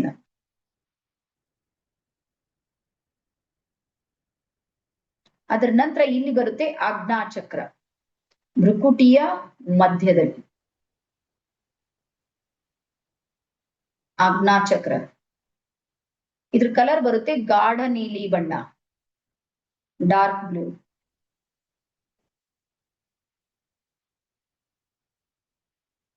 ಅದರ ನಂತರ ನೆಕ್ಸ್ಟ್ ಇಲ್ಲಿ ಬರುತ್ತೆ ಮೇಲೆ ಸಹಸ್ರಾರ ಚಕ್ರ. ಇಲ್ಲಿ ಸಹಸ್ರಾರ ಚಕ್ರ. ಅದ್ರ ಕಲರ್ ಬರುತ್ತೆ ವೈಲೆಟ್, ನೇರಳೆ ಬಣ್ಣ. ನೇರಳೆ ಪ್ಲಸ್ ಬಿಳಿ 2 ಕಲರ್ಸ್. ಕೆಲವರಿಗೆ ವೈಟ್ ಕಲರ್ ಕಾಣುತ್ತೆ, ಕೆಲವರಿಗೆ ನೇರಳೆ ಕಾಣುತ್ತೆ. ಇವು ನಮ್ಮ ಚಕ್ರಗಳು. ಸೊ ನಾಳೆ ನಿಮ್ಗೆ ಒಂದು ಪ್ರಾಕ್ಟಿಕಲ್ ಇರುತ್ತೆ. ಈಗ ಹೇಳಿರುವಂತದ್ದು ಎಲ್ಲಾರು ರಟ್ ಹೊಡಿಬೇಕು ನೋಡ್ರಿ, ಎಲ್ಲಾರು ನೆನ್ಪಿಡ್ರಿ. ನಾನ್ ಸ್ವಾದಿಷ್ಟಾನ ಹೇಳ್ದ ಅಂದ್ರ ಮತ್ ಕಣ್ ತೆರೆದು ಎಲ್ಲದ ಕೈಯಲ್ಲಿ ಇಡ್ಬೇಕು ನಾನ್ ಹಿಂಗ್ ಹುಡುಕ್ಯಾಡಿದ್ರಿ ಹೈರಾಣಿದೆ ನೋಡ್ರಿ. ನೀವೇ ಚಂದ ಪ್ರಾಕ್ಟೀಸ್ ಮಾಡ್ಬೇಕು. ಯಾವ್ದು ಪ್ಲೇಸ್ ಎಲ್ಲಿದೆ ಕಲರ್ ಸಮೇತ ಹೇಳಿನ. ಮತ್ ಯಾವ ಬ್ಯಾಚಿಗೂ ಹಿಂಗ್ ಹೇಳಲ್ಲ, ಬಟ್ ನಿಮ್ಗೆ ಹೇಳಿನ ನಾನು. ಹೋಗ್ಲಿ ಒನ್ ಡೇ ಎಕ್ಸ್ಟ್ರಾನು ಕೊಡ್ಲತ್ತೀನಿ, ಮತ್ ಸರಿಯಾಗಿ ತಿಳಿಸ್ನು ಹೇಳ್ತಾ ಇದ್ದೀನಿ. ಹಾಗಾಗಿ ಸರಿಯಾಗಿ ಪ್ರಾಕ್ಟೀಸ್ ಮಾಡ್ರಿ. ಕಣ್ ತೆರೆದು ಆ ಕಡೆಗೆ ಈ ಕಡೆ ನೋಡಿದ್ರಂದ್ರೆ ಎನರ್ಜಿ ಕಟ್ ಆಗುತ್ತೆ. ನಾಳೆ ನಿಮ್ಗ ಪ್ರಾಕ್ಟಿಕಲ್ ಸೆಷನ್ ಇರುತ್ತೆ, ಓಕೆನಾ? ಆನಂತರ ನಾಳೆ ಬರ್ಕೋರಿ, ಒಂದು ಯೆಲ್ಲೋ ಕಲರ್ ಡ್ರಾಯಿಂಗ್ ಸೀಟು ಮತ್ತೆ ರೆಡ್ ಕಲರ್ ಸ್ಕೆಚ್ ಪೆನ್ನು, ಒಂದು ದೀಪ ಮತ್ತು ಒಂದ್ ಗ್ಲಾಸ್ ನೀರನ್ನ ನಿಮ್ ಹತ್ರ ಇಟ್ಕೊಳ್ಬೇಕು. ನಾಳೆ ಮೆಡಿಟೇಷನ್ ಇರುತ್ತೆ ರೇಖಿದು, ಓಕೆನಾ? ಹಾ. ಸೊ ನಮ್ದು ಮೊನ್ನೆ ನಾವು ಒಂದು 3 days ನ ಕೋರ್ಸ್ ಆಫ್ಲೈನ್ ಮಾಡಿದೆವು. ನಮ್ಮ ಸಂಗಮೇಶ್ ಸರ್ ಇಲ್ಲಿ ಕಾಣ್ತಾ ಇದ್ದಾರೆ, ಲೀಡರ್ ಇದ್ದಾರೆ. ಅವರು ಒಂದ್ 2 ನಿಮಿಷ ಮಾತಾಡ್ತಾರಂತ ಅನ್ಕೊಂಡಿ. ನಾವು ಅವ್ರಿಗೆ ಏನ್ ಮಾಹಿತಿ ಕೊಡ್ಲಿಲ್ಲ, ಬಟ್ ಅವ್ರು ಕಾಣ್ತಾ ಇದ್ದಾರೆ ನನ್ಗೆ. ಒಂದ್ 2 ನಿಮಿಷ ನಿಮ್ಗೆ ಅವ್ರದ್ದು ಅನುಭವವನ್ನ ಹಂಚ್ಕೊಳ್ತಾರ ಅವ್ರು. ಸರ್ ಅನ್ಮ್ಯೂಟ್ ಮಾಡ್ರಿ Sangamesh sir. Please repeat madam. Deepashree ಯಾವ್ದು ರಿಪೀಟ್ ಮಾಡ್ಬೇಕು? 1 ನಿಮಿಷ ಮಾಡ್ತೀನಿ ತಾಳು. ಐಟಮ್ಸ್ ಹಾ, ಯೆಲ್ಲೋ ಕಲರ್ ಡ್ರಾಯಿಂಗ್ ಸೀಟು ಮತ್ತೆ ರೆಡ್ ಕಲರ್ ಸ್ಕೆಚ್ ಪೆನ್ ಅನ್ನ ಇಟ್ಕೊಳ್ಬೇಕು, A4 ಸೈಜ್ ಇಂದ ಒಂದು. ಅದ್ರ ನಂತರ ಒಂದ್ ಗ್ಲಾಸ್ ನೀರು ಮತ್ತೆ ಒಂದು ದೀಪನ ಹಚ್ಕೊಂಡು ಕುಂತ್ರ ನಿಮ್ಗೆ ಪ್ರಾಕ್ಟಿಕಲ್ ಮಾಡುವಾಗ ಬಹಳ ಸಪೋರ್ಟ್ ಇರುತ್ತೆ. ಅದ್ರ ಬಗ್ಗೆನೂ ಮತ್ತೊಂದ್ 2 ನಿಮಿಷ ನಿಮ್ಗೆ ಹೇಳ್ತೀನಿ. ಓಕೆ ಸಂಗಮೇಶ್ ಸರ್ ರೆಡಿ ಇದ್ದೀರಿ? 1 ನಿಮಿಷ. ಹಾ ಓಕೆ ಸರ್. ಎಲ್ಲರಿಗೂ ನಮಸ್ಕಾರ. ನಮಸ್ಕಾರ. ಮಾತಾಡ್ತಿರೋದು ಶರಣಾರ್ಥಿ. ಮೊನ್ನೆ 3 ದಿನ ಏನ್ ನಮ್ಗ ಅಪ್ಲೈನ್ ತರಬೇತಿ ಇತ್ತಲ್ರಿ, ಅದು ಬಹಳಷ್ಟ ಮನಸ್ಸಿಗೆ ಆನಂದವನ್ನು ತರ್ತಕ್ಕಂತ ಒಂದು ತರಬೇತಿ. ಯಾಕಂತಂದ್ರ ನಾವು ಎಲ್ಲರೂ ಈ ಜಗತ್ತಿನ ಜನ ಎಲ್ಲರೂ ಏನ್ ಬೆನ್ನತ್ತೀವಪ್ಪ ಅಂತಂದ್ರ ನಮ್ ಕಣ್ಣಿಗೆ ಕಾಣೋದ್ರ ಹಿಂದೆ ಬೆನ್ನತ್ತೀವಿ. ಆದ್ರೆ ನಿಜವಾದ ಆನಂದ ಮತ್ತು ನೆಮ್ಮದಿ ಮತ್ತು ಶಾಂತಿ ಅಂತಕ್ಕಂಥದ್ದು ನಮ್ ಕಣ್ಣಿಗೆ ಕಾಣದೇ ಇರೋದ್ರೊಳಗ್ ಸಿಗ್ತೈತಿ ಅಂತಕ್ಕಂಥ ಅನುಭವ ನಮಗ್ ಮೊನ್ನೆ 3 ದಿನ ಅಪ್ಲೈನ್ ತರಬೇತಿಯಿಂದ ಆತ್ರಿ. ಯಾಕಂತಂದ್ರ ನನಗೆ 3 ದಿನ ನಾವು ಇನ್ನ ಈ ಭೂಲೋಕದಾಗ ಅದಿನೋ ಅಥವಾ ಯಾವ್ದೋ ಒಂದ್ ದೇವಲೋಕದಾಗ ಅದಿನೋ ಅಂತಕ್ಕಂಥ ಭಾವ ಬಂದಿತ್ತು ನನಗಂತ. ನಿಜವಾಗ್ಲೂ ನಿಮ್ಗೆ ಹೇಳ್ಬೇಕಂದ್ರೆ ನಾನು ಮೊದ್ಲಿಂದಲೂ ಸ್ವಲ್ಪ ಅಧ್ಯಾತ್ಮದೊಳಗ ಇರ್ತೀನ್ರಿ. ಆಮೇಲೆ ನಮ್ದೇ ಅಂತ ಒಂದು ಸತ್ಯ ಸಾಯಿ ಬಾಬಾರದ ಒಂದು ಭಜನೆ ಮಾಡ್ತೀವಿ ನಾವು ಪ್ರತಿ ಗುರುವಾರಕ್ಕೊಮ್ಮಿ, ಆಮೇಲೆ ಪ್ರತಿ ಸೋಮವಾರಕ್ಕೊಮ್ಮಿ. ನಾನು ಸಾಕಷ್ಟು ಆಧ್ಯಾತ್ಮಿಕ ಕಾರ್ಯಕ್ರಮದೊಳಗ ಭಾಗವಹಿಸ್ತಾ ಇರ್ತೀನಿ ಯಾವತ್ತು. ಅದರಿಂದ ಆ ಭಾವನೆಯನ್ನ ನನಗೆ ನಿಮ್ಮ ಹತ್ರ ಕೂಡ್ಸುವಂಗ ಕೊಂಡೆ ಆಯ್ತು ಏನೋ ಅಂತ ನನ್ನ ಭಾವನೆ. ಯಾಕಂತಂದ್ರ ಏನೋ ಒಂದು ಮಾತಾಡ್ತಾರಲ್ರಿ, ಒಂದ್ ಯಾರಿಗೋ ಒಂದ್ ಸತ್ಸಂಗದ ಕಾರ್ಯಕ್ರಮದಾಗ ಭಾಗವಹಿಸ್ಬೇಕಾಗಿತ್ತಪ್ಪ ಅಂತಂದ್ರ ಅದರದೇ ಅಂತ ಪೂರ್ವಜನ ಪುಣ್ಯ ಇದ್ರ ಮಾತ್ರ ಅಲ್ಲಿ ಅವಕಾಶ ಸಿಗ್ತೈತತ್ತೆ. ಹಂಗ ನಂದೇನೋ ಒಂದ್ ಪೂರ್ವಜನ ಪುಣ್ಯದ ಫಲವಾಗಿ ನೀವು ನನಗ್ ಸಿಕ್ಕ್ರಿ, ಆನ್ಲೈನ್ದಾಗ ಸಿಕ್ಕ್ರಿ. ಆಮೇಲೆ ನಾನು ಲೆವೆಲ್ ಒಳಗ 1 ಲೆವೆಲ್ದಾಗ ಭಾಗವಹಿಸಿ ಅದರಿಂದ ಮತ್ತೊಂದ್ ಸ್ವಲ್ಪ ಅಟ್ರಾಕ್ಟ್ ಆಗಿ ಮತ್ತೆ ರೇಖಿ ಲೆವೆಲ್ 2 ಮಾಡಿ ಅದರಿಂದ ಮತ್ತೊಂದ್ ಸ್ವಲ್ಪ ಅಟ್ರಾಕ್ಟ್ ಆಗಿ ಆಮೇಲೆ ನೀವೇನ್ ಇಮಿಡಿಯೇಟ್ ಆಗಿ 3 ದಿವಸದ ಆಫ್ಲೈನ್ ತರಬೇತಿ ಇಟ್ಟಿರಲ್ಲ, ಅದಕ್ಕೂ ನಾನು ಹೋಗೇಬೇಕು. ಯಾಕಂತಂದ್ರೆ ನನ್ ಮನಸ್ಸು ಆತರ ಸೆಳೆಕತ್ ಬಿಟ್ಟೈತ್ರಿ ನಿಮ್ ಕಡೆ. ಅಂದ್ರೆ ಆ ಜ್ಞಾನ ಪಡ್ಕೋಬೇಕು ಅಂತಕ್ಕಂತ ಒಂದ್ ಏನಪ್ಪಾ ಅಂದ್ರ ಅಭಿಲಾಷೆ. ಅದು ನಿಜವಾಗ್ಲೂ ನಮ್ ಜೀವನದ ಮೂಲ ತತ್ವನೇ ಅದೇ ರೀ. ಯಾಕಂದ್ರೆ ಯಾಕಂದ್ರೆ ಸುಮ್ಮನೆ ಇರ್ಲಾರ್ದ ಬೆನ್ನ ಹತ್ಕೊಂಡ್ ಹೊಂಟಿವಿ, ನಿಜವಾದ ಶಾಂತಿನೂ ಇಲ್ಲ, ನೆಮ್ಮದಿನೂ ಇಲ್ಲ, ಏನೂ ಇಲ್ಲ ನಮ್ಗೆ. ಅದಕ್ಕೆ ನಿಜವಾದ ಶಾಂತಿ ನೆಮ್ಮದಿ ಏನಾದ್ರು ಕಣ್ಕೋಬೇಕಾಗಿತ್ತಪ್ಪ ಅಂತಂದ್ರೆ ಈ ಬ್ರಹ್ಮಾಂಡದ ಶಕ್ತಿ ಬಗ್ಗೆ ಅರಿತುಕೊಂಡು ನಮ್ ಜೀವನ ಅಂದ್ರೆ ಏನು, ನಾವು ಯಾವ ರೀತಿ ಇರ್ಬೇಕು, ಆಮೇಲೆ ಎಲ್ಲರೊಂದಿಗೆ ಯಾವ ರೀತಿ ವ್ಯವಹರಿಸ್ಬೇಕು, ನಮ್ಮ ಮನೆಯವ್ರ ಜೊತೆ ಆಗ್ಲಿ, ನಮ್ಮ ಕುಟುಂಬದವ್ರ ಜೊತೆ, ಸಮಾಜದವ್ರ ಜೊತೆ ಯಾವ ರೀತಿ ಬಾಂಧವ್ಯ ಇಟ್ಕೋಬೇಕು, ಯಾವ ರೀತಿ ನಮ್ಮ ಮಾತುಗಾರಿಕೆ ಆಗಿರ್ಬೇಕು, ನಮ್ಮ ವಿನಯ ಇರ್ಬೇಕು ಅಂತಕ್ಕಂಥ ಬಹಳಷ್ಟು ವಿಚಾರಗಳು 3 ದಿನ ಆಫ್ಲೈನ್ ತರಬೇತಿ ಒಳಗೆ ಕಲ್ತೀವ್ರಿ. ಆಮೇಲೆ ಇನ್ನೊಂದು ನನಗೆ ವಿಶೇಷವಾಗಿ ಏನ್ ನೀವು ಲಾಸ್ಟ್ ಡೇ ಏನ ಕಾರ್ಯಕ್ರಮ ಮಾಡಿದ್ರಿ ಮೇಡಮ್, ಅದು ನನಗೆ ಭಾರಿ ಮನ್ಸಿಗೆ ಬಹಳ ತೃಪ್ತಿ ತೊಗೊಂಬತ್ರಿ. ಯಾಕಂತಂದ್ರ ಇವತ್ತಿನ ಸಮಾಜದಾಗ ಬಹಳಷ್ಟು ದೊಡ್ಡ ಸಮಸ್ಯೆ ರೀ. ಬಹಳ ಮಂದಿ ಹತ್ರ ಸಾಕಷ್ಟು ದುಡ್ಡು ಅದ, ಬಹಳ ಮಂದಿ ಹತ್ರ ಸಾಕಷ್ಟು ಆಸ್ತಿ ಅಂತಸ್ತದ, ಏನೇನೋ ಅದ. ಆದ್ರೆ ಇವತ್ತಿನ ಸಮಾಜದಾಗ ತಂದೆ ತಾಯಿಗಳನ್ನ ನೋಡ್ಕೊಳ್ದೆ ಇರುವಂತದೊಂದು ಬಹಳ ದೊಡ್ಡ ಸಾಮಾಜಿಕ ಪಿಡುಗು ಇದು, ದೊಡ್ಡ ಸಾಮಾಜಿಕ ಪಿಡುಗು. ನೀವೇನ್ ಆ ಕಾರ್ಯಕ್ರಮ ಮಾಡಿದ್ರಲ್ರಿ, ನಾವು ಆ ಕಾರ್ಯಕ್ರಮಕ್ಕೆ ನಿಮ್ಗೆ ಎಷ್ಟು ಹೆಡ್ಸಪ್ ಹೇಳಿದ್ರು ಕಡಿಮೆ ರೀ. ಯಾಕಂತಂದ್ರೆ ಸಮಾಜದ ಗುರುತಿಸಿರಲ್ಲ ನೀವು, ಸಮಾಜದಾಗ ಇದ್ದಂತ ಒಂದು ದೊಡ್ಡ ಪಿಡುಗನ್ನ ಗುರುತಿಸಿ ನೀವು ಒಂದು ಮಾಡೋ ಕಾರ್ಯಕ್ರಮದಿಂದ ಎಷ್ಟೋ ಜೀವಿಗಳು, ಎಷ್ಟೋ ಜನರು ಬದಲಾಗಿ ಆಗ್ತಾರೆ, ಗ್ಯಾರಂಟಿ ಬದಲಾಗ್ತಾರೆ. ನಾವ್ ಎಲ್ಲೋ ಕೂತ್ ನೀವೊಂದು ಬೀದರ್ದಾಗ ನಿಮ್ದೊಂದು ಕ್ಲಾಸ್ ರೂಮ್ನಾಗ ನೀವು ಆ ಕಾರ್ಯಕ್ರಮ ಮಾಡಿರ್ಬೋದು, ಆದ್ರೆ ಅದರಿಂದ ಬದಲಾಗ್ತಕ್ಕಂಥ ಸಂಖ್ಯೆ ಸಹಸ್ರಾರ ಇರ್ತೈತಿ. ಅದ್ರ ಜೊತೆಗೆ ಹೆಣ್ಮಕ್ಳಿಗೆ ಗೌರವ ಕೊಡ್ಬೇಕಂತಕ್ಕಂಥದ್ದು ಒಂದು ದೊಡ್ಡ ನೀವು ಕಲ್ ಕಟ್ಟಿ ತೋರಿಸಿದ್ರಲ್ರಿ, ಅದು ನಿಜವಾಗ್ಲೂ ಅದು ಭಾರಿ ಬೆಸ್ಟ್ ಮನ್ಸಿಗೆ ಹಿಡಿಸ್ತಕ್ಕಂಥವು ಅವೆರಡು ನಮ್ಮ ಸಮಾಜದ ದೊಡ್ಡ ಪಿಡುಗೆ.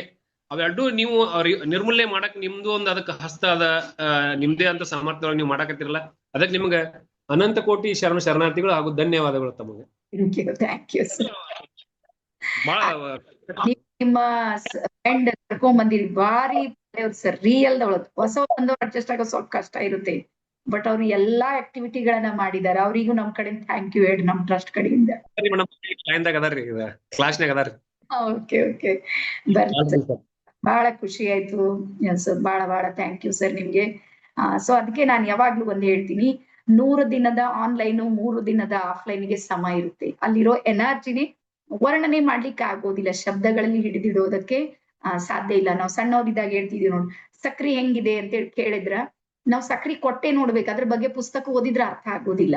ಹಾಗಾಗಿ ಇದು ಅನುಭವದ ಮೂಲಕ ಅರಿತುಕೊಳ್ಳುವಂತಹ ಮಾರ್ಗ ಯಾವ್ದಾದ್ರೂ ಇದ್ರೆ ಅದು ರೇಖಿ ಇದೆ, ಮೈಂಡ್ ಟ್ರೈನಿಂಗ್ ಇದೆ ಅಂತ ಹೇಳಿ ಹೇಳ್ತಾ ನಾವು ಇವತ್ತಿನ ಸೆಷನ್ಗೆ ವಿರಾಮವನ್ನ ಸಲ್ಲಿಸ್ತಾ ಇದ್ದೀವಿ. ಆನಂತರ ನಮ್ಮಲ್ಲಿ ಸಾಕಷ್ಟು ಜನ ಲೆವೆಲ್ 2 ದಾಗ ಅಡ್ಮಿಷನ್ ಮಾಡಿದವರು ವೇಟ್ ಮಾಡ್ತಾ ಇದ್ದಾರೆ, ಲೆವೆಲ್ 2 ಸ್ಟಾರ್ಟ್ ಮಾಡೋದಿದೆ. ಹಾಗಾಗಿ ಮುಂದಿನ ವಾರ ನಿಮ್ಮ ಲೆವೆಲ್ 2 ಶುರು ಆಗ್ತಾ ಇದೆ. ಇಲ್ಲ ನಮ್ಮ ಪಾರ್ವತಿ ಮೇಡಮ್ ಇದ್ದಾರೆ, ಸಾಕಷ್ಟು ಜನ ಇದ್ದೀರಿ ಲೆವೆಲ್ 2 ದವರು, ಕುಂತೀರಿ, ನನಗೆ ಗೊತ್ತಾಗ್ತಾ ಇದೆ. ಆದ್ರೆ ನಮ್ದು ಆಫ್ಲೈನ್ ಅದು ಇದು ಆಗಿ ಸ್ವಲ್ಪ ಡಿಲೇ ಆಗ್ತಾ ಇದೆ. ಬಟ್ ಮುಂದಿನ ವಾರ ಖಂಡಿತ ನಾವು ಲೆವೆಲ್ 2 ನ ಸ್ಟಾರ್ಟ್ ಮಾಡೋಣ. ಆನಂತರ ಇಲ್ಲಿರುವಂತ ಎಲ್ಲರಿಗೆ ಹೇಳೋದೇನು ಅಂದ್ರ, ಲೆವೆಲ್ 2 ನಲ್ಲಿ ಬರ್ಬೇಕಂದ್ರ ಬಹಳ ದೊಡ್ಡ ಶಕ್ತಿ ಬೇಕು. ಅದ್ರಲ್ಲಿ ಒಂದನೇ ಶಕ್ತಿ ಯಾವ್ದಂದ್ರ ಬೆಳಿಗ್ಗೆ 5:30 ರಿಂದ 6:30 ಇರುತ್ತೆ. ಚಾಲೆಂಜ್ ಇದೆ, ನಿಮ್ಮ ನಿದ್ದೆಯನ್ನ ನೀವು ಗೆದ್ರೆ ಮಾತ್ರ ನೀವು ಸಕ್ಸಸ್ ಆಗ್ತೀರಿ. ಹಾಗಾಗಿ ನಾವು ಬೆಳಗಿನ ಟೈಮಿನಲ್ಲೇ ನಮ್ಮ ರೇಖೀಯ ಸೆಷನ್ ಅನ್ನ ಮಾಡ್ತಾ ಇದೀವಿ. ಮತ್ತು ವರ್ಷಕ್ಕೆ 3 ಬ್ಯಾಚ್ ಮಾತ್ರ ಬೆಳಿಗ್ಗೆ ಇರುತ್ತೆ, ಉಳಿದೆಲ್ಲಾ ಬ್ಯಾಚ್ಗಳು ರಾತ್ರಿ ಸಿಗುತ್ತೆ. ರಾತ್ರಿಗಿಂತ ಬೆಳಿಗ್ಗೆ ಇದೆ ನೋಡ್ರಿ, ಅದು 100% ನಿಮ್ಗೆ ರಿಸಲ್ಟ್ ಓರಿಯೆಂಟೆಡ್ ಇರುತ್ತೆ. ಮತ್ತೆ ನಾಡಿದ್ದು ಅದ್ರ ಬಗ್ಗೆ ನಿಮ್ಗೆ ಮಾಹಿತಿನ ಹೇಳ್ತೀನಿ. ನಾಳೆ ಪುನಃ ಮತ್ತೆ ಪ್ರಾಕ್ಟಿಕಲ್ ಕಡೆಗೆ ಹೋಗೋಣ ಅಂತ ಹೇಳಿ ಹೇಳ್ತಾ, ಮತ್ತೆ ನಿಮ್ಗೆಲ್ಲರಿಗೂ ಹೇಳೋದೇನು ಅಂದ್ರ, ಲರ್ನಿಂಗ್ ಅಂತ ಏನಿದೆ ನೋಡ್ರಿ, ಅದೇ ಈಕ್ವಲ್ ಟು ಅರ್ನಿಂಗ್ ಇದೆ. ನೀವೇನಾದ್ರೂ ಗಳಿಸ್ಬೇಕಂದ್ರೆ ಮೊದ್ಲು ಕಲಿಯೋದು ಶುರು ಮಾಡಿ. ಕಲಿಕೆ ಇದೆ ನೋಡ್ರಿ, ಅದೇ ಗಳಿಕೆಯ ಮೂಲ ಇದೆ. ನಮ್ಮಲ್ಲಿ ಏನಾಗಿದೆ ಅಂದ್ರೆ, ಗಳಿಸೋದ್ಮೇಲೆ ನಾವು ಫೋಕಸ್ ಮಾಡ್ತಾ ಇದ್ದೀವಿ. ನನ್ಗೆ 1 ಕೋಟಿ ರೂಪಾಯಿ ಬೇಕು ಅಂತ ನಾನು ಯೋಚನೆ ಮಾಡ್ತಾ ಇದ್ದೀನಿ. ಆ ಕೋಟಿ ರೂಪಾಯಿ ತರೋದಕ್ಕೆ ನಾನು ಏನ್ ಕಲ್ತೀನಿ? ಯೂನಿವರ್ಸ್ ನನ್ ಸುಮ್ನೆ ಹೆಂಗ್ 1 ಕೋಟಿ ಕೊಡುತ್ತೆ? ನನ್ ಕೋಟಿ ತಗೊಳಕ್ ಅರ್ಹತೆ ಬೇಕಲ್ಲ, ಆ ಲರ್ನಿಂಗ್ ಬೇಕಲ್ಲ ನನ್ಗೆ. ಆ ಲರ್ನಿಂಗ್ ಏನಿದೆ ನೋಡ್ರಿ, ಅದು ನಿಮ್ಗೆ ಇಲ್ಲಿ ಸಿಗುತ್ತೆ. ಹಾಗಾಗಿ ನಿಮ್ಮ ಎಲ್ಲಾ ಡ್ರೀಮ್ಸ್ ಗಳು ಕಂಪ್ಲೀಟ್ ಆಗೋದಕ್ಕೆ ನೀವು ಒಂದು ಒಳ್ಳೆ ಅವಕಾಶವನ್ನ ಸದುಪಯೋಗ ಮಾಡ್ಕೊಂಡಿರಿ. ಪ್ರತಿಯೊಬ್ಬರಿಗೆ ಇನ್ನೊಂದ್ಸಲ ಅಭಿನಂದನೆಗಳನ್ನ ಹೇಳ್ತಾ ನಾಳೆ ಮತ್ತೆ ಸಿಗೋಣ. Thank you. ಶರಣಾರ್ಥಿ. ಪ್ರದೀಪ್ ಸರ್, ನಿಮ್ಗೆ ರೆಕಾರ್ಡಿಂಗ್ ಸಿಗುತ್ತೆ. ಓಕೆ, ಬಾಯ್.